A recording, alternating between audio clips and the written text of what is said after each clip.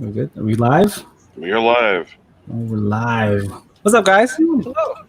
Oh, I'm hearing some feedback. What's up? Welcome to what do we call this? Critical builds. Critically quality build. No, whatever builds. CritiQual builds. All right, it's a mishmash of critical, or as a critique, and quality means it's quality critique. So this is episode 1 of a series. I'm not quite sure of a time schedule for this yet. I'm thinking we're gonna sprinkle this around, maybe every couple of weeks, maybe once a month or so. So thank you for joining me. This is Chris Pabs.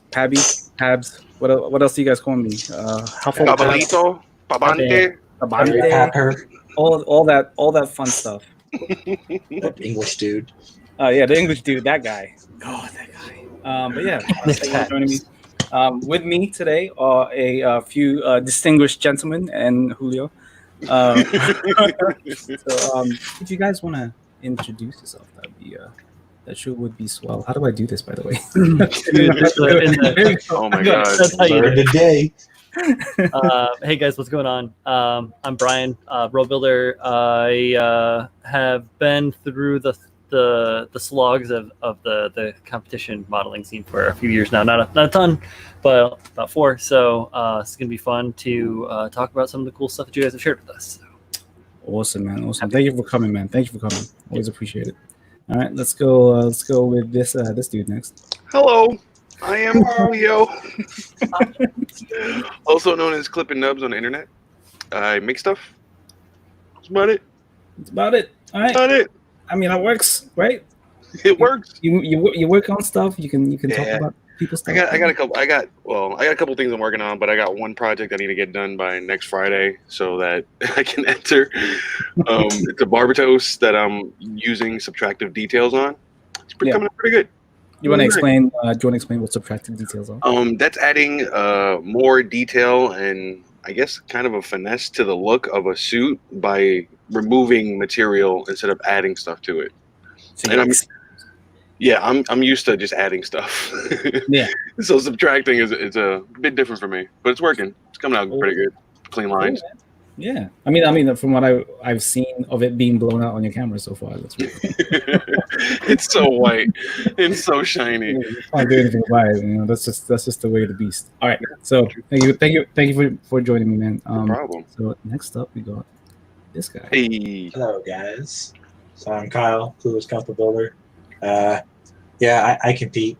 I ask for criticism. I give criticism. I guess I'm the guy who gets bent over details. I'm very stickler about details in my kits. I guess it's the military training being inside of me that things have to be a certain way and do a certain thing. So I tend to focus on, when talking to people in a helpful manner, about how to better their way of doing details and at least meeting certain required standards for competition, such as the basics, fundamentals. I'm working on a shit ton of projects, as everybody knows. I'm not finishing any of them. Mainly because of the details, like this fucking thing. Redone it so many times because I want it to be clean. Did I just see Goku here in the back? What is that? Goku? No, so that's Asuka. No, not that one. The one in the middle looks like Goku hair. You see that? No, Yeah. that's her head. This is all her. Good. Anyway, here's her wrapped in her plastic wrap. And here's a Mm. beautiful looking leg. Ooh. How long has this lady been wrapped in this plastic wrap? She has been wrapped in this plastic for 2-3 weeks. Yo, this is Twin Peaks right now. Dude, it's I had a Rings. paint chip I had to go back and fix. So you kind of see that. Uh, So I left her Alright. wrapped until I fix that. That's how you do it, right? But Baby. once that's done, this body is done. I just got to do her face. We're nice. getting there. You gonna hand paint that face? I No. hope to go. I I'm hope to gonna do go. her eyes, but I'm gonna do her facial skin with airbrush. Okay. Facial skin. Facial skin. Yeah, facial skin. How attractive. Scientific term. Oh yeah. Yeah. Look it up. It's in the dictionary. Look it up. I'm waiting on this thing to be done. All right, Kyle. I'm waiting on it too. Get it done. Damn it. Get it done, bud. But Yeah. so what was I gonna say? So first of all, thank you to all of you for joining me tonight. Oh, thank you for having us. I don't know what you guys would be doing at 7, 8 The Last of Watching Us. you? whatever. The Last of Us. Oh yeah, well yeah, The Last of Us, part 2. But yeah, thank you for joining me. It's we should be this should be a pretty good show. I do want to remind everybody that this is not a spit roast.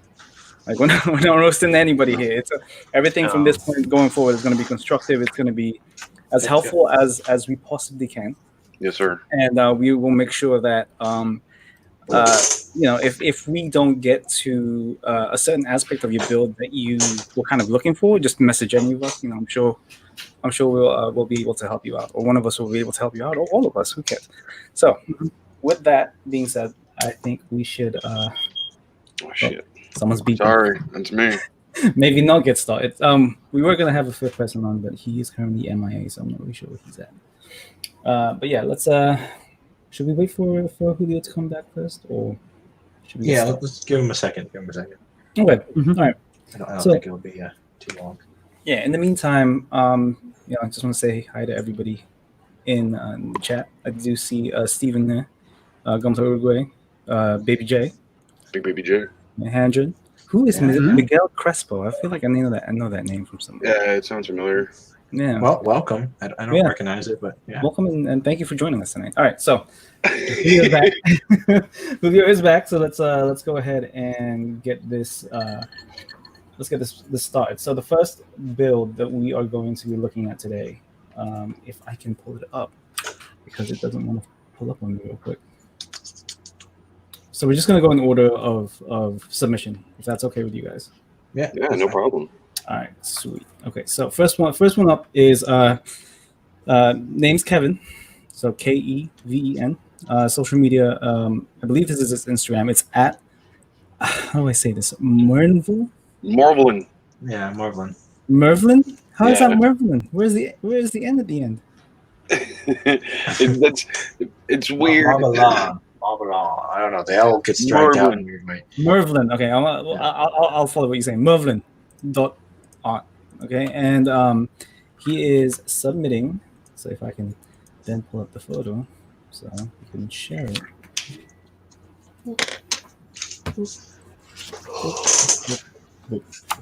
Okay, so he's sharing his what did he call this thing? The Extreme Squad Lupus painted to look like the Yakushiki, and I know he said he mentioned what it was, or he had a name for it specifically, but let's just call it that, the Lupus Yakushiki. First of all, I love the color scheme. I've loved the Lupus for a very long time. Like the Hyakushiki, so I like that you put those two together. It's a great build. This resin conversion kit specifically is I still put this at a bar above any of the other conversion kits I've ever worked with or owned. The Extreme Squad. Nice. Yes, Extreme Squad one is extremely clean. It is extremely clean. It's for the full metal, right? I mean, full mechanics. Full mechanics, yes. It's for the full mechanics, Barbatos Lupus. It changes almost everything, almost every single panel on this thing, minus I think like the neck brace, I want to say. And it's just a great little conversion kit. It's been there has been no other conversion kits I've worked with, and I've worked with quite a few that have surpassed this in terms of quality so far. No Infinite Dimension, no Model Bingo has got this thing beat. So, so let's go ahead and get started on people's thoughts on this thing. So who wants to jump in first? I wanted to take a second to talk about the paint on this because I really like the separation between the different colors. I like the gold, the sheen on the gold. I feel like it looks really well. Looks well. What a bad way to say that. It looks really good. But I did notice that there's a little bit of some spots where the black wash was applied to the details where it can kind of flow over the edge. So it's always a thing that we always got to kind of pay attention to. I have to worry about it all the time. Sure. I went through it a ton with that SD that I just worked on, back and forth with that, making sure everything was like nice and clean. So, right. I love the detail that this kit has. Right, I didn't realize it was a resin because I didn't read any of the details. I was just going off of the images. But I feel like it would benefit from a little bit of color variation or tone variation in the darkness of the chest and the neck, because there's so much cool detail in there that I feel it kind of gets lost a little bit. But it's beautiful. I mean, it's a really beautiful assemblage. Yeah, I totally agree with you. I think for this, I mean, knowing that this is a resin conversion kit, this definitely needed a little bit more surface prep. Mhm. So there are a lot of places that I think just needed. Shit. Sorry. No, is my time up? Holy crap! No. Wrap it up. But yeah, like there's certain parts of this thing where it could have been a lot smoother, not just in terms of paint application, but the actual surface itself. So one of the biggest things that I noticed like immediately while looking at these things is some of the sloppiness, and like, you know, for example, if you guys can see the mouse, yeah, like it's I'm not really sure how he applied the paint here, but I would have just gone for a reverse wash. Yeah.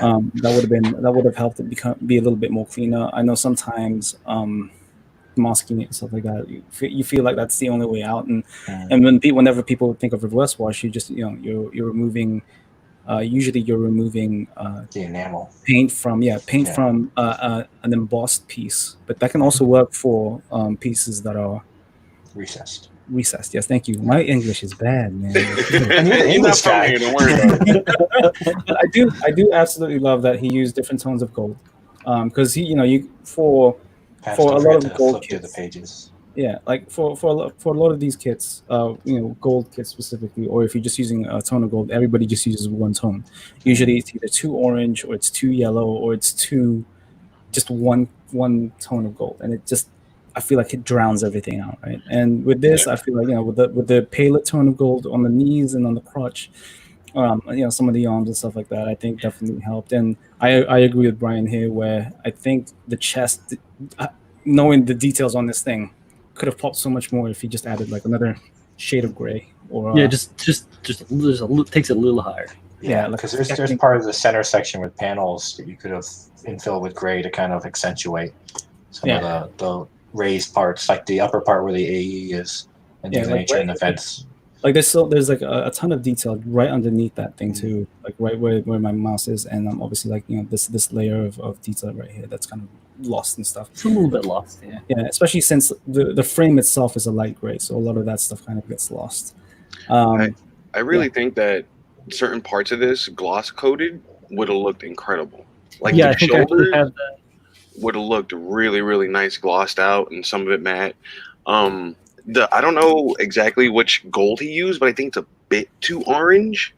Like if it was a little more yellow instead of orange on a hue scale, it would have popped more against the pale gold. Actually, going back on it's kind of like a diluted, not pale gold, but another type of gold, like platinum gold. Maybe, yeah. Okay, so another thing I did notice here, in terms of what's the word I'm thinking of again? My English is bad. Give us some context clues, maybe we can help. So in terms of like the just overall kind of finish, right? The sloppiness and the eyes. I don't know if you guys can see this area right here. Mm-hmm. I feel like I'm not really sure what he was going for here. Was he just trying to do a uniform like metallic blue, and then it just kind of rubbed off as he was doing some application? I thought he was going for a glow. Yeah, that's what I was thinking, like a radiant machine glow, like it's online kind of thing. Yeah. See, looking at it though, I don't think it's giving off that. Yeah, I understand. Like I get what you're saying, Paps. In some angles, the only glow you get is actually from the light being projected on it. Hitting it. It doesn't actually have its own highlight, which I think is like, especially the crown just above his horn. It would have been better to, instead of using a translucent blue, maybe go with a solid, not opaque, opaque, and then give it its own natural highlight, so that at any angle it gives that glowy look to it. Force perspective. Yeah, exactly. Yeah, you don't want to have the lights rely on that. You want to make your own light. Treat it more like a mini. You're saying, right? Yeah, exactly. Right. Edge highlighting, and like your own. At least in those areas, will that cater to, because it being translucent, the light almost gets shot into it, and then you don't get much reflective. Well, yeah, you can chrome the back of that with Molotov. You can put like some, that'll help too, or some like hollow. I don't know what the back is on that one, with it being a resin conversion. I don't know how much of it is the original. I'm pretty sure the full mechanics version of the Barber Face or any full mechanics only has a solid eyepiece. There's no consistency. It's not a glow one where you can do like projection through and all that. Yeah, there's other ways though. You can be creative with it though. Yeah, there's zero depth, absolutely none. I do like the fact that he took the head camera right here and kept that kept that a different color. A lot of people just kept that. For people who've made this conversion kit, they've kept this gray or kind of just washed out. But he's added a couple of details on there. Well, he's added a different color in there, which is fine. And then again, go ahead, Brian. No, so I'm saying that is what the builder did Kevin did. He went for a glow. Changed that part out, made it look like there's that glow. It's really good. Cool. Yeah. I didn't realize that was an opaque piece. So that's definitely an opaque piece. And then again, I think it's missing that finishing touch. I feel like so I don't know if he's going for a clean or a weathered build here, but you can see some paint wear right here. Yeah, there's some wear there. Yeah, there's some couple areas of touch up, like on the weapon where it's got the gray inlay.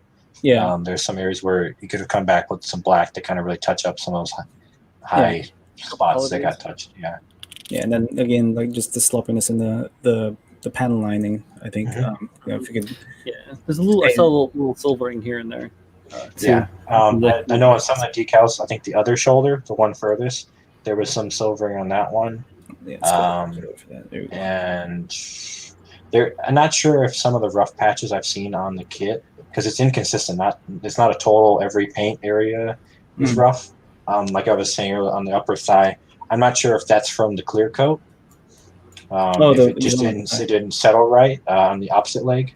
Yeah, there's another image that's better because on the other part of the panel it's consistent, but above it it's not. And so see a little silver on the AUG on the I'm not sure if it's from when he applied a clear coat over it, or if it's something that was done with the decal. Because there is some kind of rough silvering in some of those areas. I noticed exactly what you're saying. I think it was just a bit of the surface prep. Like some spots are rough. Yeah, I mean that's definitely like a part of the whole surface prep. You want your piece to be as as bump free as possible. Like, especially for metallics. Especially if you're planning on adding gold everywhere, like it's gonna be very glossy or not, you can see it. Yeah, it will definitely come through. You'll see the shadowing of it and all that stuff. So, I think that attributed to some of the issues he had with maybe some of the decals. It just wasn't perfectly flat.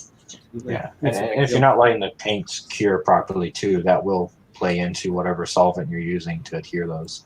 Now, saying that though, I absolutely love what he did to the sword sheath right here on the gorgeous. Like the details on this thing are absolutely wonderful. Like this is one of my favorite parts of the conversion kit. Like this thing right here. I'm not sure where the sword's gone because there's a sword that goes in here somewhere. Yeah. But this sheath is just so it's pretty amazing, and I love the color scheme that he did to it. This little stripe of red right here. You don't actually get like a scribe line or a panel line that goes around this thing, so you have to kind of. That was something he did himself. Yeah, you have to measure it and look and see where that goes. So, definitely good job on that, and I love the little Hyakushiki logo right behind here, meaning that this thing can be removed and stuff. So it gives it that kind of extra amount of. I like the flat look that he did with the gold too, because you could have easily gone away and done with a super shiny. I'm telling you, the outer panels of the shoulder shiny would have looked crazy. Yeah, I agree, but I also I got to give him credit that I like that he went with because it's got its own richness in the color without having to be overly flashy. So whenever you have light reflected on it, you're not getting all that refraction because of the gloss. You're actually able to see the consistency and richness of the color. So I like that he kind of went that route as well. Speaking of adding a glow to this little shindig we're running. Oh yeah, the sword. Look at this guy. Speaking of adding glow, that's a nice segue. What a glow up. That's a mighty bright hat you got there, Pat. What's up, Z? Chicago. What up, guys? Let's go ahead and give Z a little bit of attention here. What's up, man? Are we doing intros? Is that what's going on? We did intros. We're doing yours. This guy. Okay. What's up, everybody? And hi to everybody in the chat. I'm Z, Gun for Ronin. And that's my intro. I'm here. Sorry I was late. I was finishing up my prayers. No worries. Yeah, you're good, man. You're good. Now. So one thing about all of this submission. Hold on. We're there. We're almost there. Hey. The single light source photos are really nice. I think with a lighter background, maybe a grayer background, and another light source, you could have seen this a lot better. Yeah, because like you see the shoulder is almost getting taken out, so you can't even see the emblem because of the black background. That black on there and shine a light, bounce another light off the back. It could be anything. It could be, I use these little fucking clicker lights. This is nothing. This is like a 50 cents at the dollar store. Yeah, I'm kind of curious what he had his camera settings towards, if he actually wanted to blur out the background to have high contrast or not. I'm kind of curious. And I know a lot of modelers do that with the black background. They set up to like a f-stop 8 or 9 to really blur out the background for that high contrast. But I think maybe a lighter gray would have been better. Yeah, to really kind of keep the details crisp. Right, that's such a good pose. Or even just adding a kick light onto the black, to, you know, add a little bit more. Would have lightened up the blackness to keep the and I've been listening to all your guys' kind of comments on here. I don't know if you guys touched it or not before I came in. As far as on the pistons on basically his cowl. If you went to as far as coloring the pistons to make them red and chrome on the torso, the ones on the cowl, you should have definitely that's a missed opportunity right there to add to uniformity. Yeah, never forget they the have details pistons like back here too. Yeah, I think I forgot what I was going to say. I lost my train of thought. But I absolutely love the gold. Oh, go ahead. Gold on here is fantastic. Yeah, I love that pose. Yeah, I think for me, on the flip side of the coin of you guys talking about the photography, I understand why he did it the way he did, because it adds a certain type of drama. Yeah. To the kit, having the one light source and everything else kind of just nice and black, and gives you those very harsh shadows. There is a time and a place for that. But here I feel like it's doing the kit itself a disservice, because again, you're missing a couple of the details. Like on this, I only noticed on this photo that he shaded his frame. Yeah, I see that. Yeah. Oh yeah, I love doing that. Detail. It's one of my favorite things to do with the IBO frames, especially. Is just do shading and all the little details they have. They're so fun to paint, man. Yeah, but in the other photos, I completely missed them. Like I didn't see that until. Oh yeah, you can see. Yeah. So you get drowned out. A little bit drowned out, and all right, you kind of get lost in the black. So yeah, consensus all in all, amazing build. Couple of points of improvement, but I love this thing. I think phenomenal. Awesome. It really is phenomenal. I hope to see this thing in person next year at SCGMC. That'd be righteous. Hell yeah, that'd be righteous. Man. And I know Pab has done this kit. I have this kit, and it's one of my favorites. And like Pab said, that sheath with the sword is an absolutely stunning piece of work that I think just such great detail was there. But this thing is like a 9.8 and just needs just a couple of tweaks. Yeah, so it's a big. I can guarantee you guys, you'll see that resin conversion kit again later on today. So. maybe in a different color scheme. Different color scheme, some purples. Yeah, no purples, zero purples. All right, anyway. Oh my Jesus Christ! I hate this thing. So next the battery. Go ahead. I can't. There's no battery to it, and it just keeps going off, man. So next up, let's go ahead and get this guy. I know he's in the chat right now. I think. The Sanachu. Yeah. So this guy right here is. This is by Gunpla Noob, two zeros for the O's. That's his Instagram handle at Gunpla Noob. And he named this one. Well, he didn't really name anything. He called it the MG Sinanji OVA. Well, it's the MG Sinanji OVA. This was his third painted build and his first attempt at a candy overcoat. He used the gloss black under some gold highlights before topping it off with a clear red and a gloss top coat. It was also his first one with enamel paints, which he used to reverse wash the emblems. Yep. He says that this was a pretty big learning curve for him, and I lost what I was saying.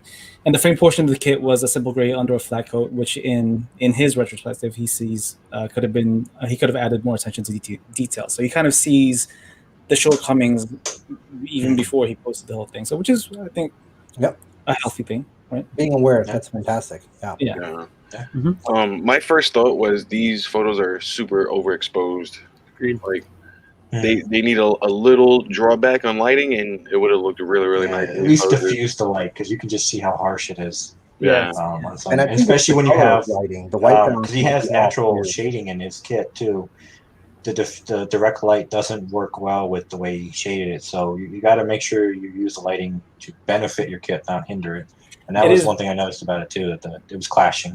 Yeah, it is very addicting to see your lights bouncing off of your kit, especially when you've created a glossy Shine them. overcoat. Trust me, I've taken plenty glossy photos the last 3 days. Yeah, so it's very cool to see. But yeah, if you just dialed it back a little bit, because you can see the white balance is completely off on this photo right here. It's blue, and then you've got a very harsh red. And another drawback of this kind of lighting when you have a shiny kit is it will point out the fact that your gloss coat has eggshelling in it. Like you can see it everywhere. There's a line. You can see the fact that, and it might be maybe it's just contrast in the picture, but from where I can see in the picture, there we go. The natural lighting one. The other one, natural lighting makes it look a lot better. Now this is the flip side of the coin.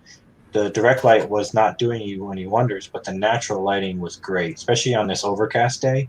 I think this was a much better photo opportunity for your photos. Was using this. Yeah, this I mean, if we do a quick comparison between this photo right here and this last photo, you can see, like as Z was pointing out, you can see some of the orange peeling coming in from like when you've applied your gloss coat a little too heavily, and then from that to this photo right here, where you kind of zoom in, you can kind of still see it on the legs and stuff, but it's less noticeable. It's definitely more.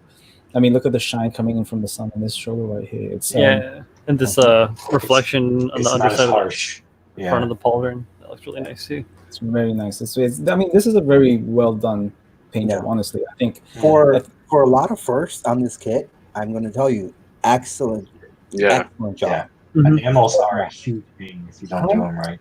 Honestly, how many people do you know have appreciated their chrome and then their gloss overcoat as their very first gloss overcoat? It's hard. It's because it's a very thin line between overdoing the chrome and losing your shadows versus the other way around. It's definitely a fine art. So I give you props for attempting it and being somewhat successful with it. Yeah. There's so many things that could go wrong with appreciating chrome, like Kyle says. Like, I mean, you could totally lose your chrome from the black. You could totally lose the black from the chrome.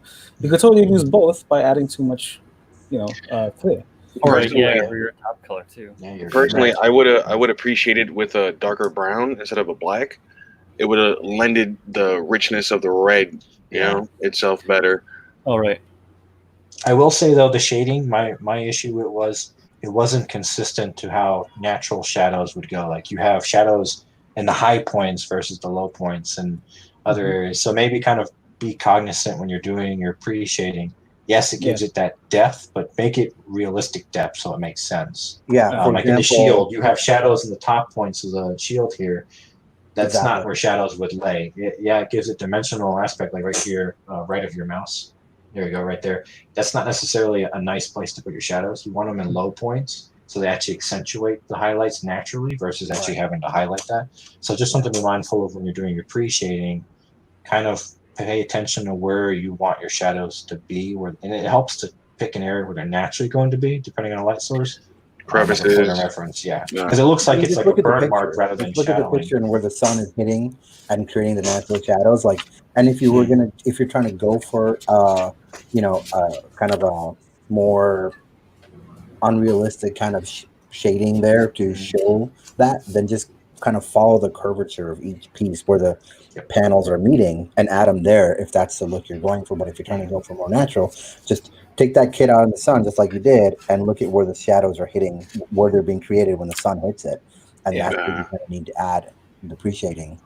The pre-shading in the right shoulder there is in global lighting like this, the natural sunlight, it comes out too dark and you lose a lot of detail there. Yeah, you can really see how strong that is. Yeah, that's two pieces right there, the front half and the second half, but you can't tell. It looks like one. Yeah.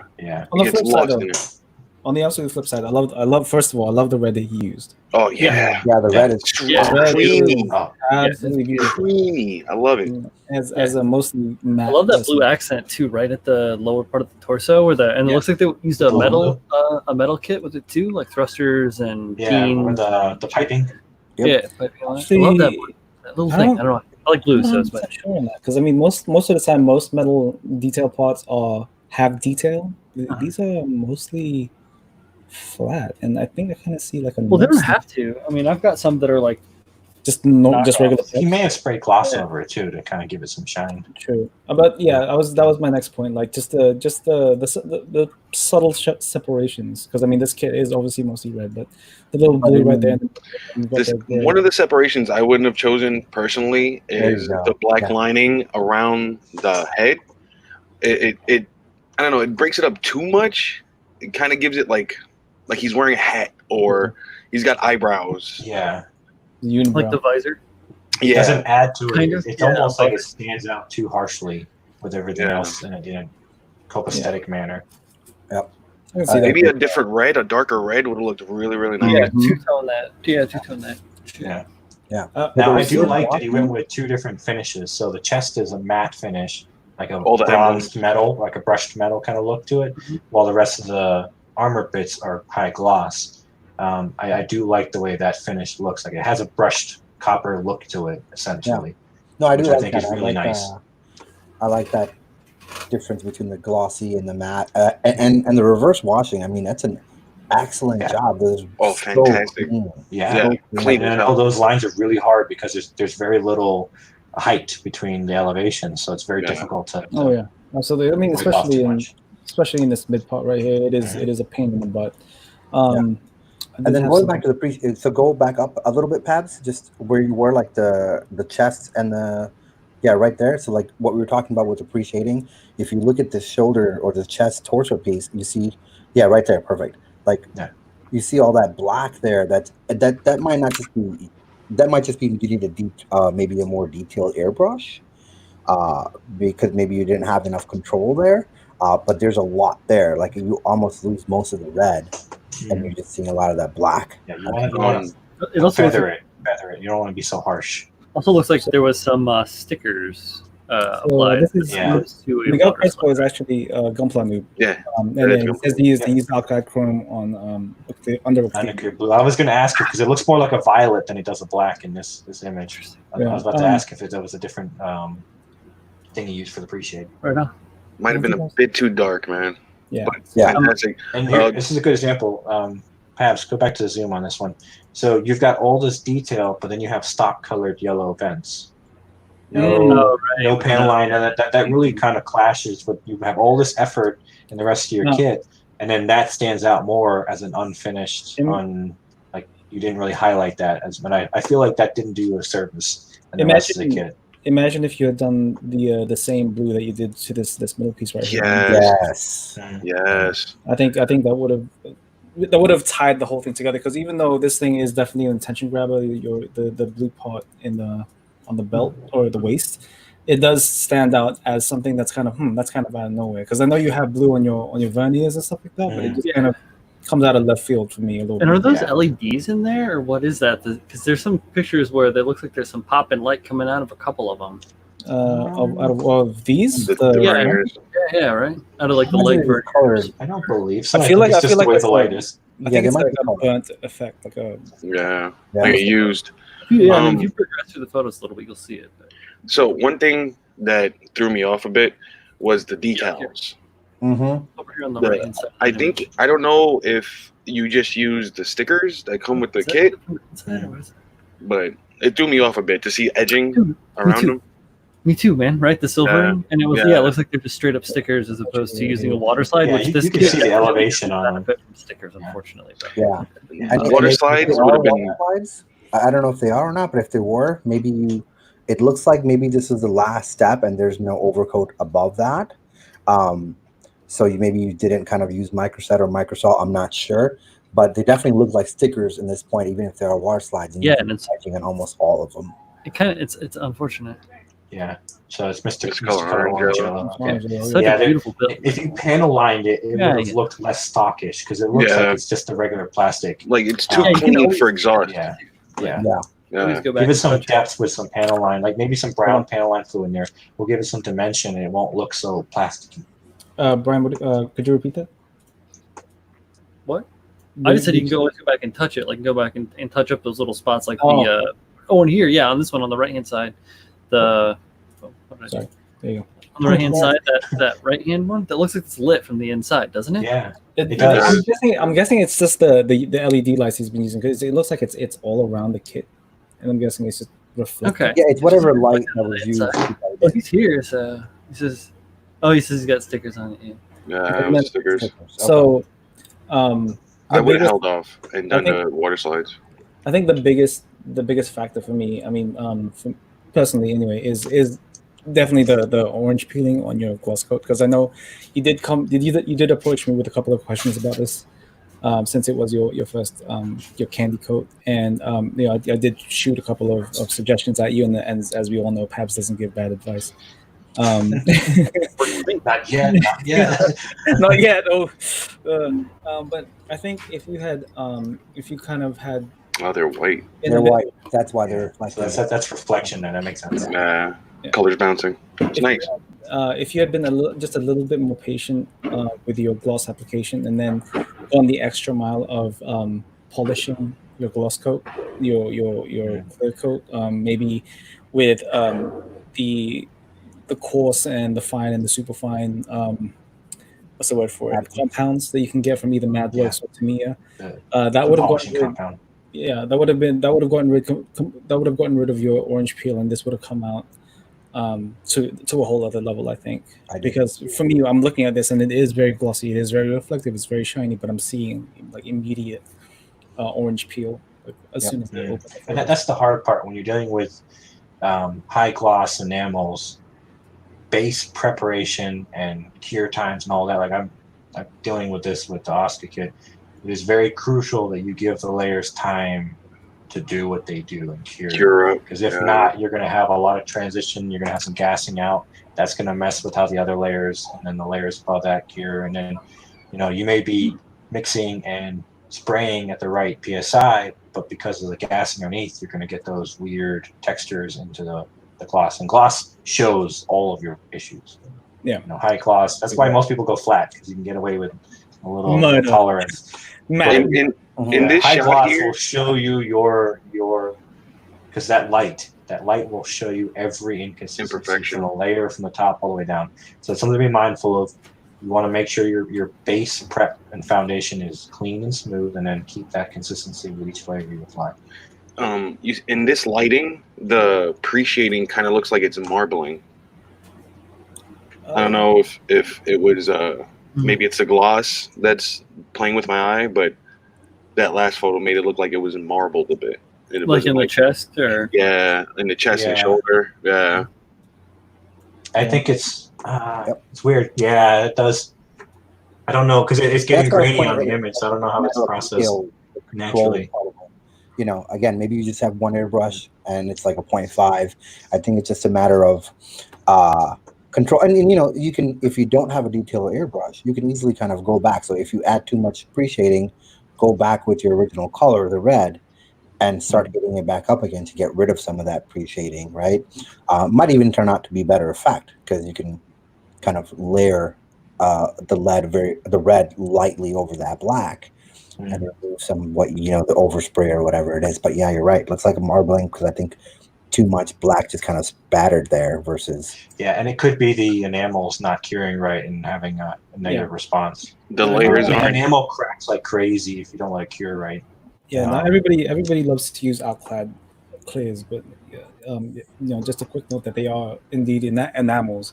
If you guys want to get rid of kind of the headache of having to deal with alclad clear enamels, which they look great, but again, like as Kyle says, they are very testy. They don't like to cure very quickly. They are, if you don't give them enough time to cure, then they will start to crack and peel at you, no matter what you do to them. So, if you want to eliminate that equation completely, use something like Mr. Color GX. Mr. Color GX clears are perfectly fine. They work great. They are lacquer based, and I've had zero problems with them so far. So yeah, definitely highly recommend that. There's a lot of other lacquer based metallic paints out there that are not nearly as fidgety as alclides. So yeah, always keep looking.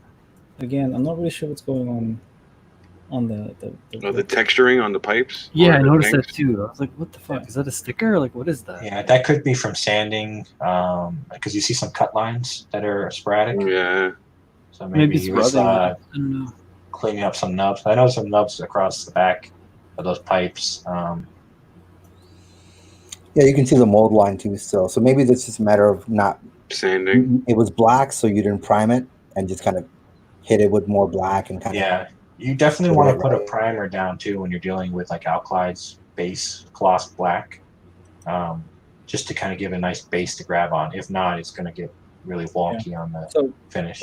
This is the kind of thing you kind of have to expect. So, for example, if you had entered this into an IPMS or an SCGMC, judges will definitely look at this, like look at your kit in close detail and see these things, and definitely.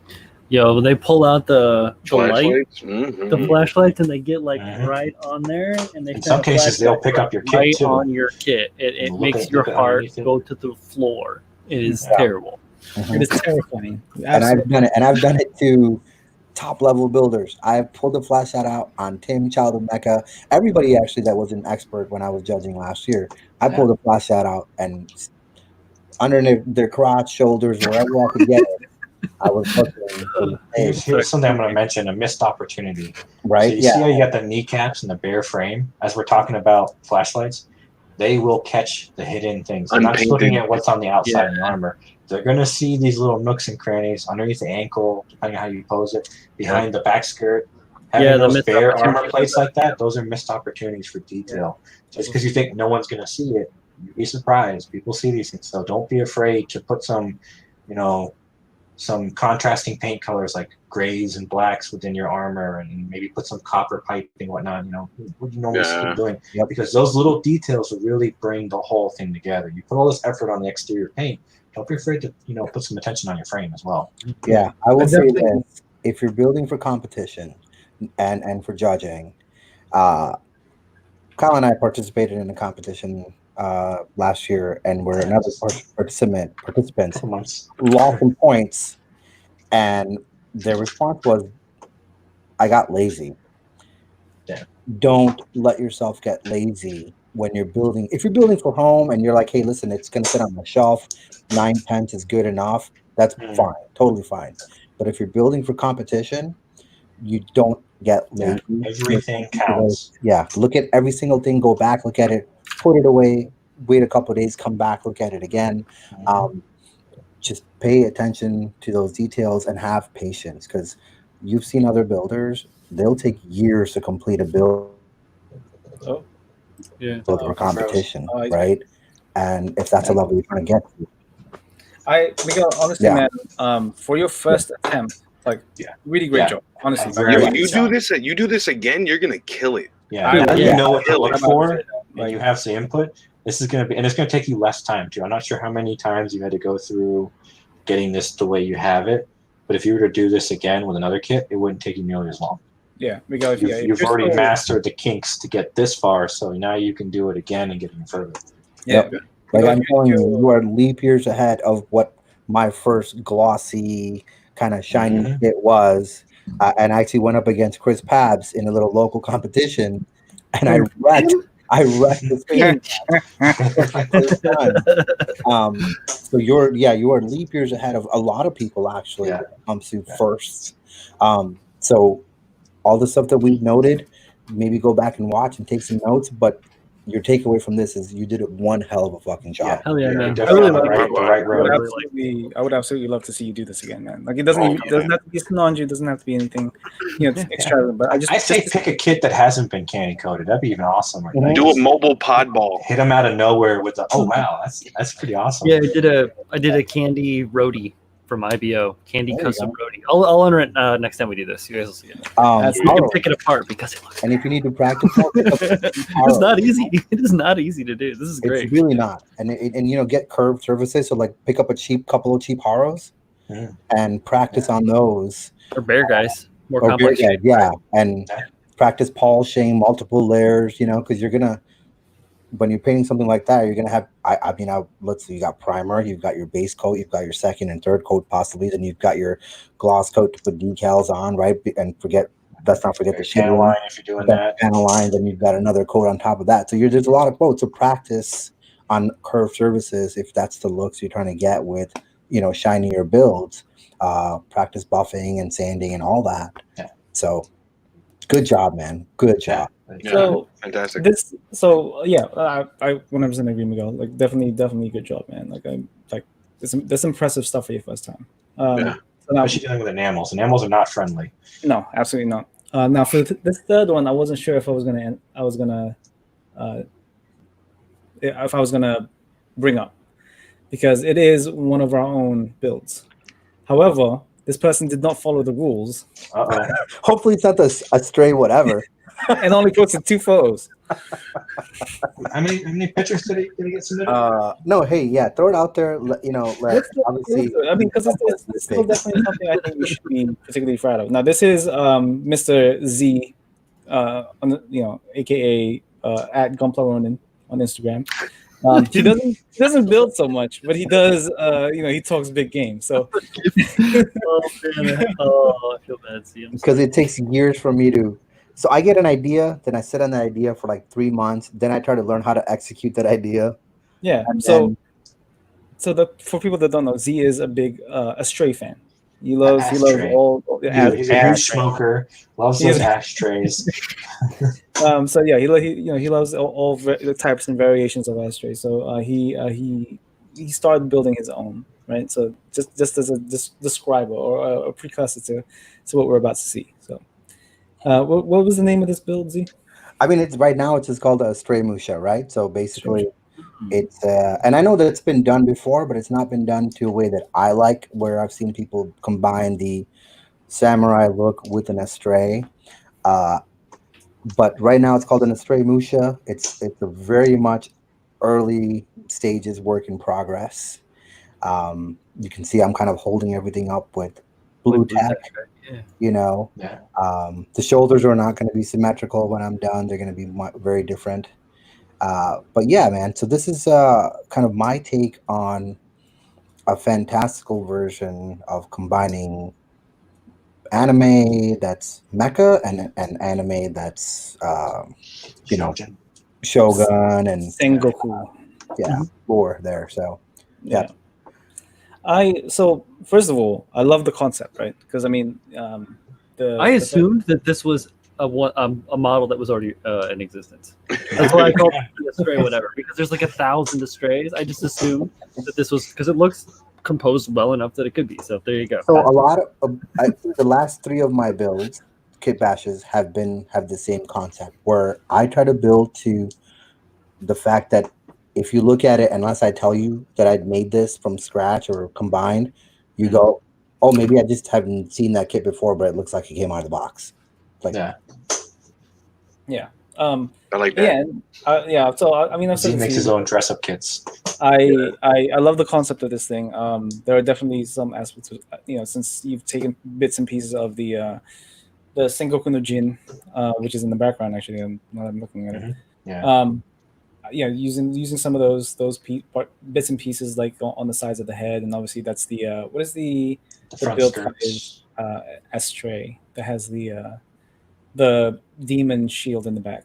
What is the name of that? That's a Sengoku Astray. Sengoku Astray. So obviously you're using parts of that, and I think it's a good mix. It's a good kit bash just because they both follow a very similar theme. The one thing I would kind of say is the waist needs to be thicker. Absolutely thick. Yeah. So the thing with the Astray is a very slim kit, but it's got massive arms and legs because it's a primarily melee oriented mobile suit. When you're adding more and more, you're starting to lose the balance between those big arms and the skinny waist, and now the waist is starting to look more and more like it's like you're essentially you're losing the part of the waist, which so did you say wider or taller? Like extend it or make it wider? make it wider. I think wider, yeah. Because most samurai armor is very straight and flat, and it's just following a similar suit, and so it's kind of like that kind of. It's not slender, so that it's not a corset. It's more like a armor wall. So that's what I was gonna say. The front exhaust on the chest plate, you're gonna have to flatten that out, man. Like all that is pointed up into like for speed or like a ninja instead of a shonen, a ronin. Especially if he's supposed to be a rifleman, he can afford a little more armor than he's not moving much. Yeah, I don't know if he's gonna keep the rifle, but I know what you're saying as far as that. Yeah. And so there's a lot more that's gonna go into here as far as on the chest and torso, even on the back. Okay. Because another kit that's not added on here at all yet is going to be the Fenice Rihanna. Ooh. The wing. Ooh. And so that kit, basically, the clear wings kind of effect parts are going to be added onto the waist as well, as far as like kind of like the robe part of under the armor. Okay. All right. So that's going to build it out and give it some more length. And then it'll also get like the belt, the big cloth rope belt that kind of ties some of the armor on the waist piece. So I know what you guys are saying, and I'm definitely something I need to note to add, but it is some ideas that will still go on there to kind of give it some more of that girth around the waist and the chest. I've seen other chest pieces that I kind of want to add here. Actually, what I wanted to do, but I don't want to destroy an Ultron kit, is to use the entire chest armor from the Ultron. That's very much very much samurai. Yeah, even though it's more of a Chinese kind of influence, but well, I mean, if you look at actual shogunates, like it's that kind of very wide, very flat, not flat, but rounded pieces on the chest and on the stomach, especially. Yeah. So it's I see what you're saying there with the Shenlong and the I mean, there's a few of those out there. So yeah, there's a couple of them like that. Yep. Yeah. So go on. Yeah, I love it though. Because I mean, I like where you're going with it. Hendra did say, the original. I think he says the original waist looks on point for that design. You're also, missing the fact that Z is also removing the design of that chest for something else. So, I think it's just for me personally. I think it looks a little out of proportion just because of that thin waist. But I mean, that is kind of one of the Astray's big selling points of it being a slim melee suit. So. But in your multitudes and multitudes of projects, I think this one is a good one. Has bring this one back to the drawing board. Big. Yeah, definitely. Yeah, and this one continues to go back to the drawing board, and between this and the new Providence are basically the two that I really Providence. Providence looks. The Providence, man. When I add the backpack. The new backpack, the Ray's Nucleon one, and put some more of the new Gundam pieces on there, should be a pretty killer build. But yeah, dude. So those are the only two kind of builds that I'm really like, I'm gonna put everything into. Everything else is kind of like right now, just like repaint, and all that. And that's kind of why I've been doing a lot more cars and planes lately, is because I'm really just trying to not do Gunpla to cleanse the palette, just to be like keep your brain roaming your brain for the next one. Z, you should try hand painting. Exactly. Well, as soon as I get that Ralph, that's gonna be like my hand painting thing, and I'll join you on wet. It just clears all of it. It really does. It's nice. I mean, I really have to, because like like I was telling you guys before, like I go hard into something, and then you instantly get that like I'm overthinking everything. Yeah, and I'm not. Then you're like, sorry, all right, I need to slow it down. Then just come to complete stop. Yeah. All right. So next one, I think is going to be one of the more difficult things that we're going to have to go through. Now, at least 3 people in here have seen this thing in person, and at least 2 people have judged it. So let's see if we can find this guy's information real quick. I don't know. I don't think anybody's heard of this guy though, so you might want to explain some backstory. So the guy's name is Tim Hawkins. His Instagram, I don't know if he has much of a following, is at Child of Mecca. That guy was a slacker. Slacks. All right, and then for the build name and background, I believe that the only thing he wrote was the one and only. Ooh. So before we go to it, I will answer. So Hendren has a comment. He says, "We have heard too many ideas. We need more action."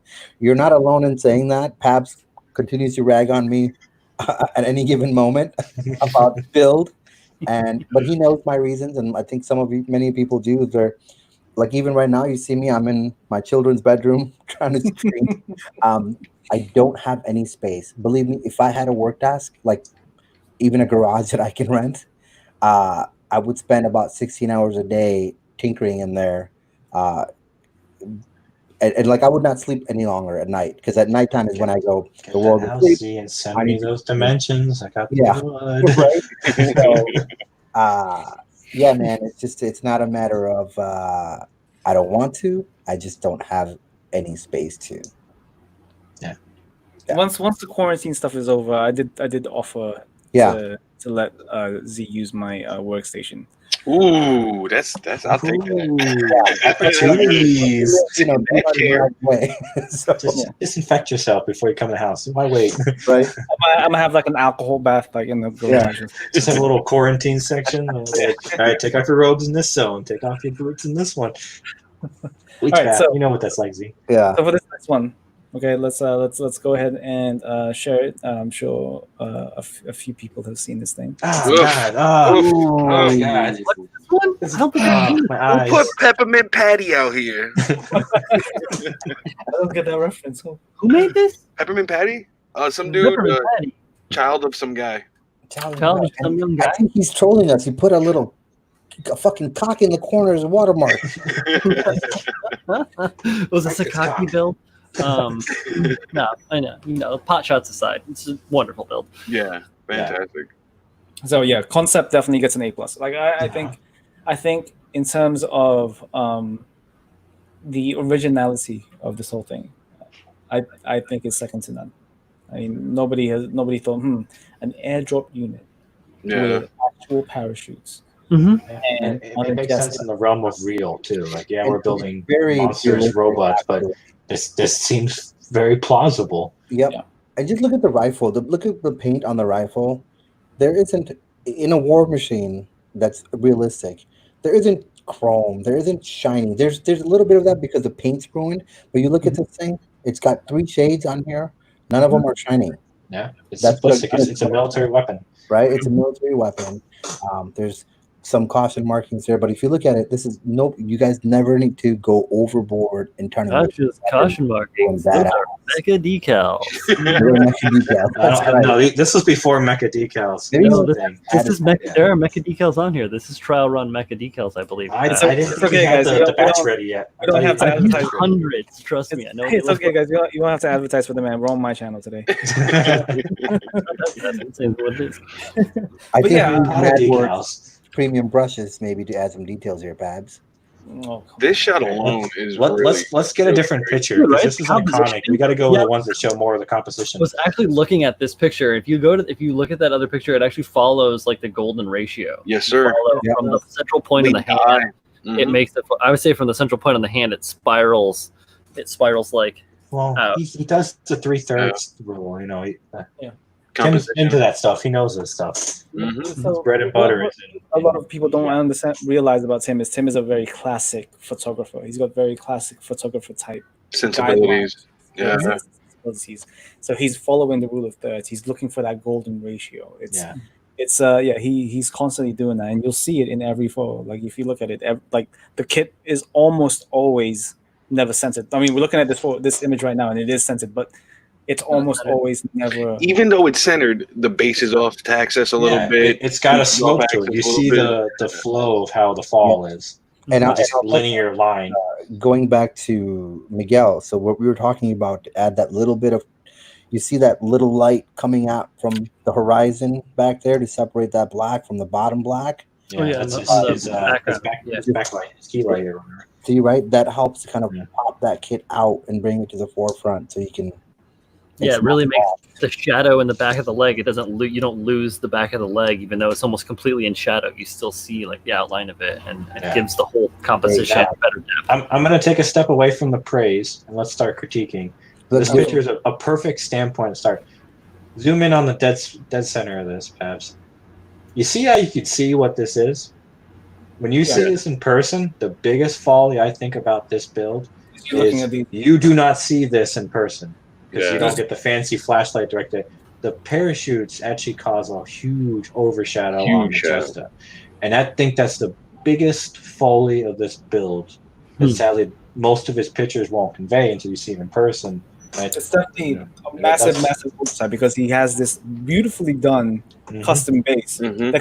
that could have easily added. He could have easily added LEDs. To LED. Well, not Intel- even that, like reflective surfaces, maybe, because depending on what light source you have in your room, It would have maybe you popped can have out. a natural reflectivity to, because batteries run out, sadly. Like this was in Japan for how many months? Like before 2-3 it got sent months. back to 'em? Yeah. Batteries Yeah. go out.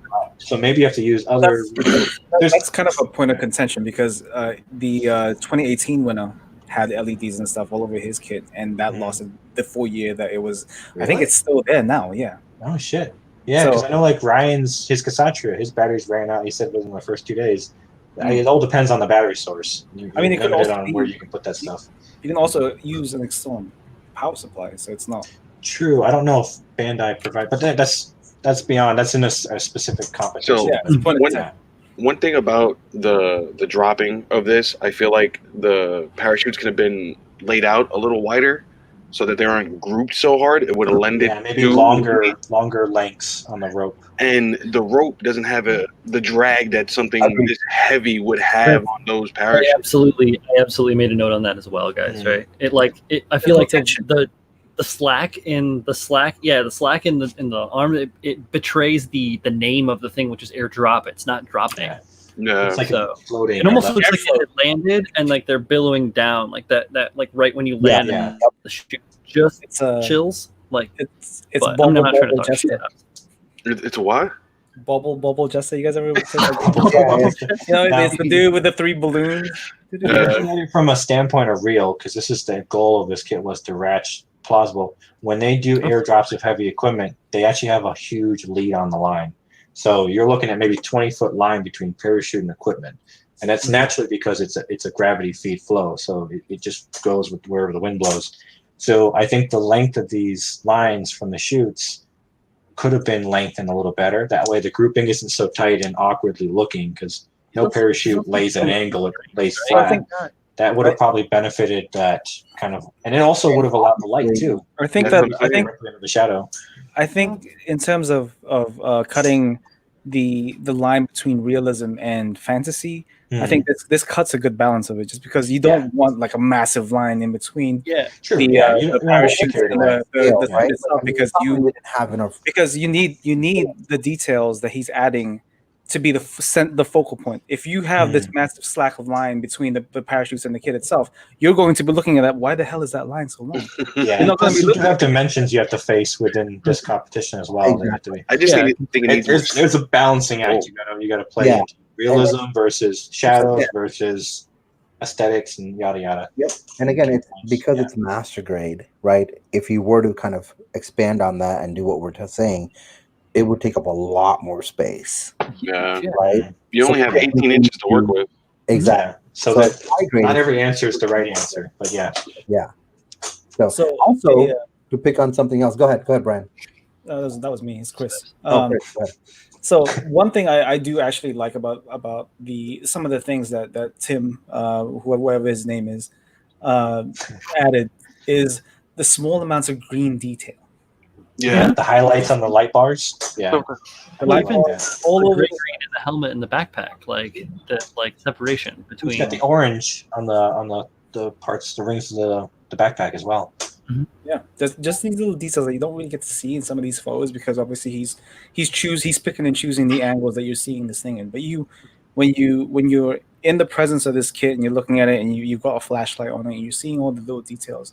Mhm. Like at first when you're looking at it from like maybe within 5 feet, 5 or 4 feet, and you're looking at it, you're like, oh, man, it looks super busy. I'm not really sure about this. And then you look closer, and it's actually like the details are actually quite. They make sense. Yeah, Yeah, it that's makes the thing. Like, it makes sense. The busyness loses that negative factor when you actually look and you're like, oh wow, that's actually a functional panel. That's this. That's that. That the idea of that's too busy goes away fast because think a tank, any military vehicle, it's got a shit ton of markings on it. You don't normally see it because it's in camouflage, but believe me, those are just as busy. But when you actually look at it and see the function behind it, it makes it doesn't seem as bad. So I get the red. I do like it's good for the suit, but in a realistic tone, something dropping in the sky that's big and red is going to be pulled out quickly. I probably would have went with an olive or a drab green would have been nice, but that's just me. So Ungawa does make a good point here and says, in reality, wouldn't the sun cast a shadow from the shoots onto the suit, depending on its location? Now, yes, and I think that kind of plays within what we were talking about like kind of balancing the line between reality and fantasy, because this was one of the sticking points for Tim during GBWC, was that it looks beautiful, it looks great to especially when you look at it close up. Their setup had a massive light inside the shelf on top of the kit going down, and it just removed all of the details that they added to this thing because of those It parachutes. was such a kick. I was like, oh, I hated seeing that because you lost so much visibility and it discredited the work so quickly. I was like, oh man, that sucks. Yeah. Actually, since this is visible, Pabs, would you zoom in on the side of the head? Sure. You can see, unfortunately, you can see where he was weathering, and there's some washout from the decal. And you can see on the round parts there, right? And then you can also see it here on that stripe, where it's like whether or not it's his It followed the hooked the border. the edge of its decal. And then the same thing happened on the chest components. You can see that too. It's like a few of the like little things. You can see it on the other one really bad, on the back one. It's just like The other one. no. If you go to the right side of the image, the farther away in plane, you can the white one. Yeah, that right there. Yeah, that one. It outlined it. The decal unfortunately caught the weathering so much, and that's something that we all have to struggle with trying to stay on top of. It's like it's a bummer, especially if like something like this. The last thing he did was probably like adding just a little bit of like rubbing and stuff on the edge, and then when your decal catches that, you're like, oh fuck me. Now, I will say, and when it comes to realism too, look at below his head, that cow. Mm-hmm. Now, weathering makes sense in certain areas, but when you have a recessed detail on that, and again, this is an opinionated response. This isn't like definitive science. For me, when I see weathering in that, it seems out of place. Like you don't get as much dirt trappage or flow in that area because of the shoulders and the upper parts of the chest. So to find weathering in that, it almost kind of like, wait, what the fuck? It stood out for me way more than it should have. Yeah. But that was an area of contention when I was looking. I was going, why is this inner part weather? That's kind of weird. I really love that. Especially with a soddy look kind of weather. It's not even like grass or dirt. It's like a sud kind of look. And I was like, oh, that threw me off. Is the air dirty? Like when he's falling through the air, is it? This isn't his first rodeo, guys. Yeah, go ahead.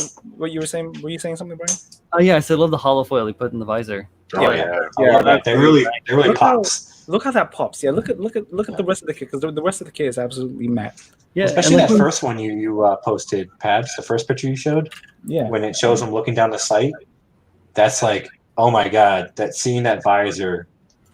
Right? Like it just gives it that life. It gives it life, Yeah.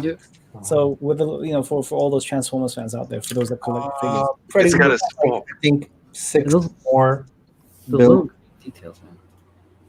there you go.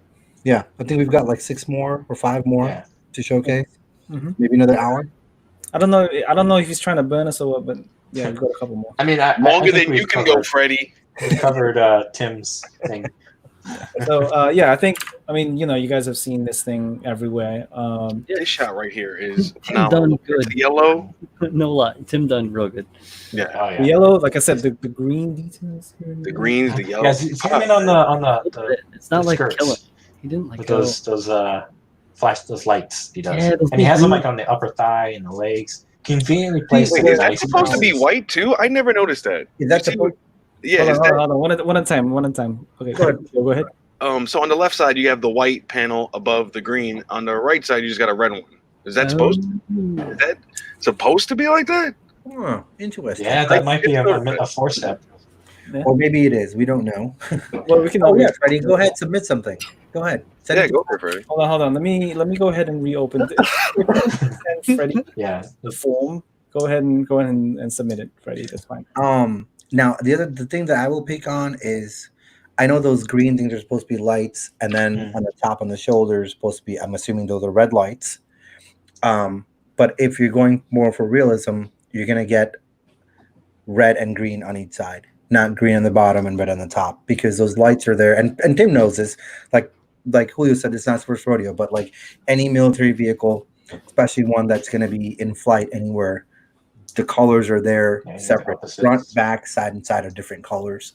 They're not top to bottom different colors. It's left side, right side. The orientation and knowing which direction it's going. Exactly. Port, aft, right, seaward, all that. So if that's something that's what it's supposed to be, that's a little mistake that maybe I would have caught, or Kyle would have caught, because we're into planes, we're in the military, and we're like, Yeah, but there is there's a reason why this thing won.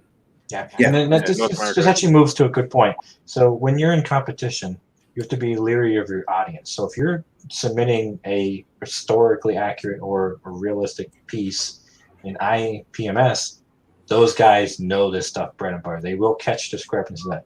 Now GBWC, they don't know, they don't care. So obviously, depending on what competition standpoint and what the theme of your build is, you need to be cognizant of your judging audience. So that's a point of consideration when dealing with different competition standpoints.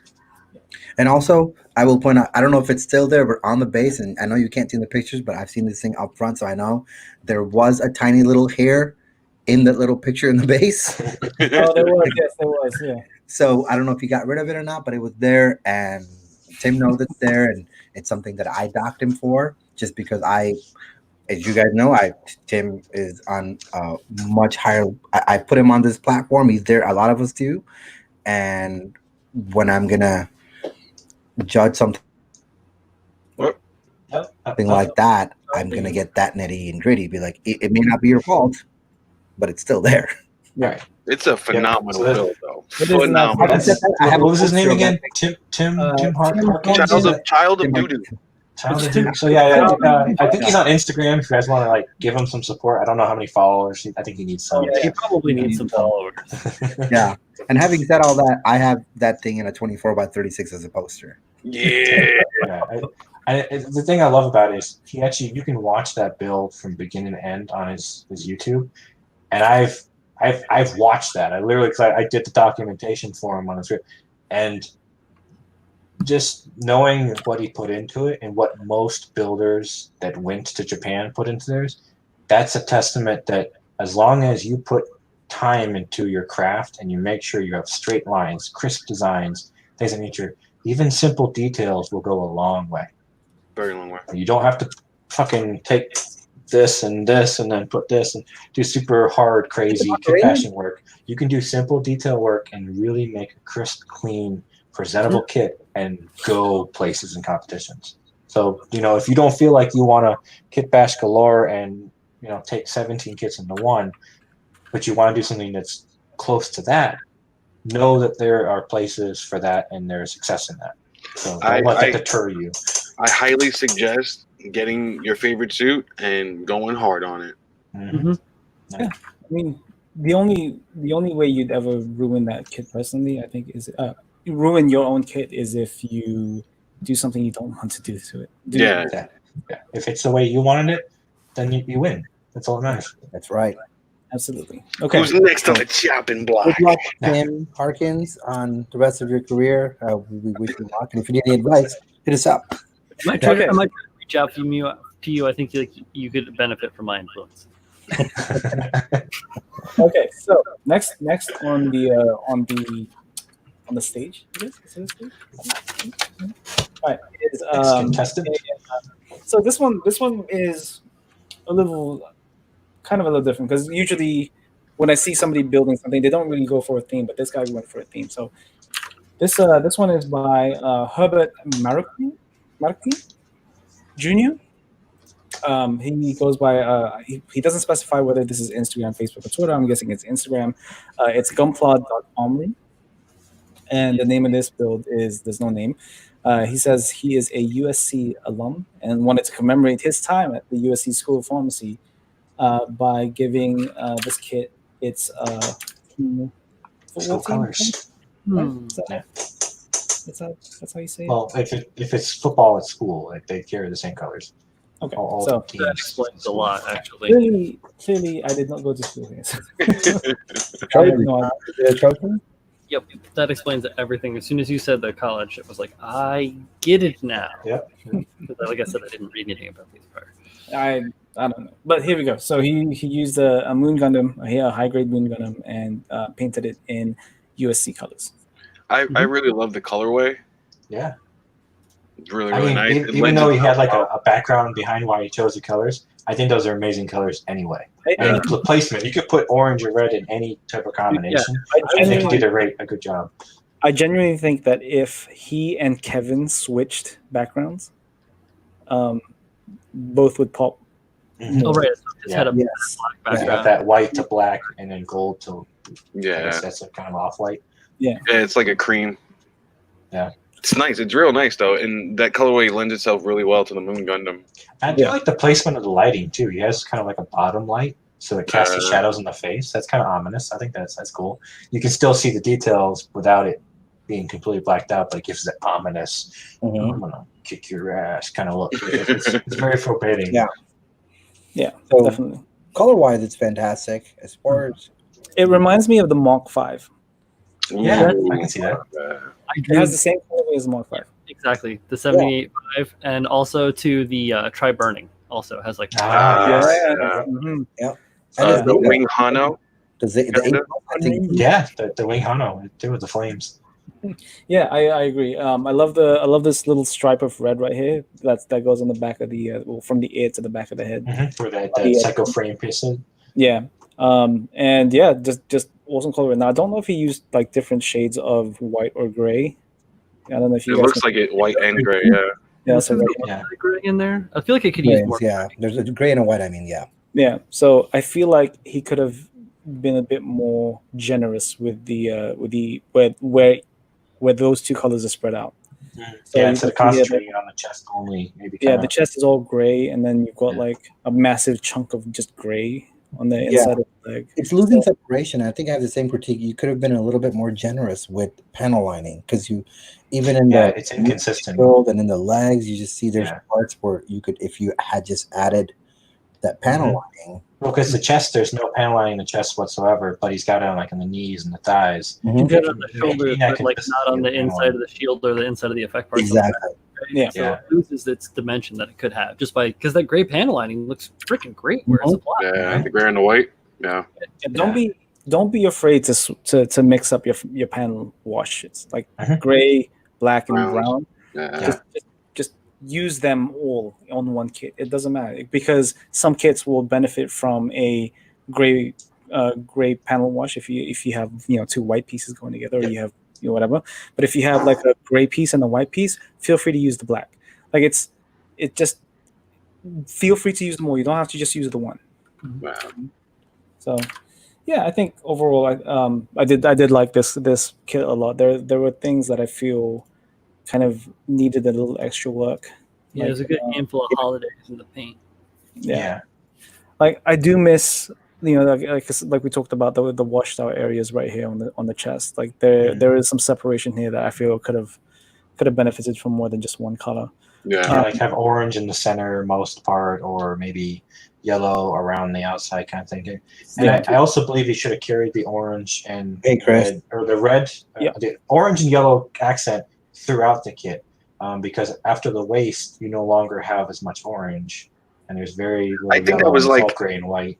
To be like a uniform, like a sports uniform. Yeah, I need to look at the colors of the campus because I think that may be deliberate. Yeah, that's kind of my thing too.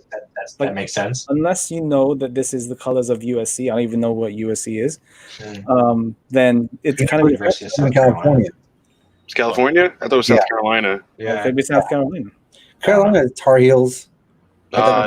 Oh yeah, it's a different color scheme for Carolina. Yeah, so I think this USC so Seminoles, I believe it's Seminoles.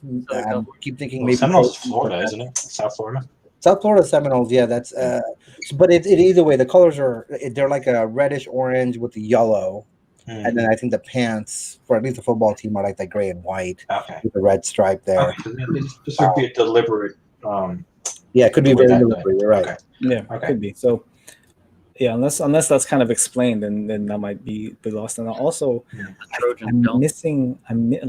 this could just be a personal thing. But again, if you're a judge, you kind of have to factored this in. I'm missing decals. Yep. Yeah. I'm just I about to think say that would that. have really those little things go a long way when you think it about doesn't- Just about to say that. It doesn't have to be massive decals. It could have just been warning decals here and there. It could have been a number that could have attributed to your USC a certain player or something. team. Yeah, Or maybe the year you graduated the university. yeah. That would have been a nice nod. That would have been. That would have been It's really Southern cool. California. Yeah. Okay. Yeah, so here's basically the colors. They're like a maroon, Trojans, orange, okay. with yellow. Yeah. That makes a hell of a lot more sense. The Trojans. That color scheme is deliberate. They do have gray slacks for their pants. Okay. Yeah. So yeah, it makes sense. It is the yellow uniform. stripes on the shoulders looks real tight. That fits right in there with the jersey. It's good. I dig it. Very cool. So on the other aspect, some of the paint applications a little sloppy here and there. Yeah, you got On the shoulders with the yellow. I don't know if it was me, but it looked like it oversprayed into the red It's panels. it's more prominent on other photos. Yeah, I think it was bleed out maybe from the masking tape not being fully adhered. Yeah, the masking. Yeah, like around here. What you don't realize is there's a little elevated piece on each side of these things, so it pushes it out. That causes like a bit of a bleed. I've not built this kit, but are those actual pieces? Those pieces are there. They're not pieces you snap in. They are molded in. I actually went and They're one solid piece. Yeah. to find out. I think that's one of the follies of this kit is that being a one stamped piece versus them being separate like a Zazubi. It's a clamshell for the shoulder. Yeah, so most people don't actually accentuate that. So I really like that he actually had some color variation with those accents. You just got to get a tighter fit on with the masking tape. I'll fucking deal with. Now my biggest gripe was the Psycho plates. Left them unpainted. I think that was a huge area. Missed where opportunity. You could really done something cool. Maybe had the Trojan logo or something, because it's prominent in all of your pictures. It's a good what they call canvas to really do something creative. Plus, I mean, leaving them untouched altogether in any type of build, they stand out like a sore thumb. But in this particular Troopy piece, a point of criticism would be to use every inch you have available in a kit, especially if it's going to be for in the pictures. So I feel like that was an area where you kind of missed being able to do more stuff. Honestly, anytime you look at a something like a competition entry and you see a piece of that thing not painted, it's immediate red flags. Yeah. Like you're like, no, why was this left a different unpainted? sheen? It just stands out like a sore thumb. Yeah, even if you put a layer of matte coat over it and your whole thing is matte, you can still tell. Like, well, that looks a little too clean compared to this. Like the layering is a little bit different on this thing. So what's up with this thing? So it's unpainted. I got it. Okay, that makes sense. Thank you, everybody in the chat. Derek, please stop yelling at me. I Trojans, and then I brain part. But yes, thank you, everyone. It was the Trojans. Yep. Great piece, though, man. Yeah, absolutely. I think, and I'm not sure what his experience is, but if this is a first or third, fourth, or fifth, I think it looks very clean on the paint job. Minor little things here and there, but I think it's very smooth finish. Color is consistent and rich. There's no high or low pigmentation. I think it's very well executed in that regard. Now, I do think that for next time for taking photos, you might want to mess a little bit with your white balance. I know for a fact that this thing shouldn't really be that yellow. Yep. It could also be your lighting, but definitely, if you're using your phone to take photos, and I'm guessing you are, there is a way to kind of make sure that your white stays white, and that'll give you a truer sense of how the colors are coming out and stuff like that. So, that could be this may have played in favor of you because you're using a lot of warm colors anyway. But with the cool background, it would have looked sweet. Instead of warm, cool. You know what I mean? Maybe try going with a darker gray background. That way, those that clash in contrast will help accentuate. And it kind of works in some regard. If you're using regular fluorescent bulbs, by having that contrast, it won't tinge it as much. Right. Yeah. And Hendren says the yellow is too bright. I don't think it's too bright. I think it is this white balance issue that's making it look that way. Yeah. Yeah. Where you're just losing some details because. Oh no, he was talking about the airdrop where the yellow's too bright. Oh, yeah, that's the yellow. Yeah. So I wanted to say though on the Moon Gundam there are mold seams on the horizontal on both of the biceps. Yeah. Also, that's true. There's that seam. There's some near the wrist as well. That should be called out right away on there. And then if you look up inside the shoulder, there are some holidays where you didn't get your red all the way up in there, so there's some blue popping out. Okay. Up on the inside, you can see that here, right on the inside, up there on the inside of that shoulder for the gun arm. Right here. Other Right side. there. The other side, so there's some blue pops out there, I noticed, and then there's doesn't really see it in this Yeah, you picture. see that mold line right The there. upper part of the biceps, there's a mold seam that goes around, and then right there on the underside of that arm, that silver bit has that big, nasty looking mold seam right on there. Get a ceramic I remember judges are going to be looking for this fundamental stuff: seam line removal, mold removal, and those are where they're going to chip away the points before they get anywhere near the opinionated. You know, does this kit look presentable?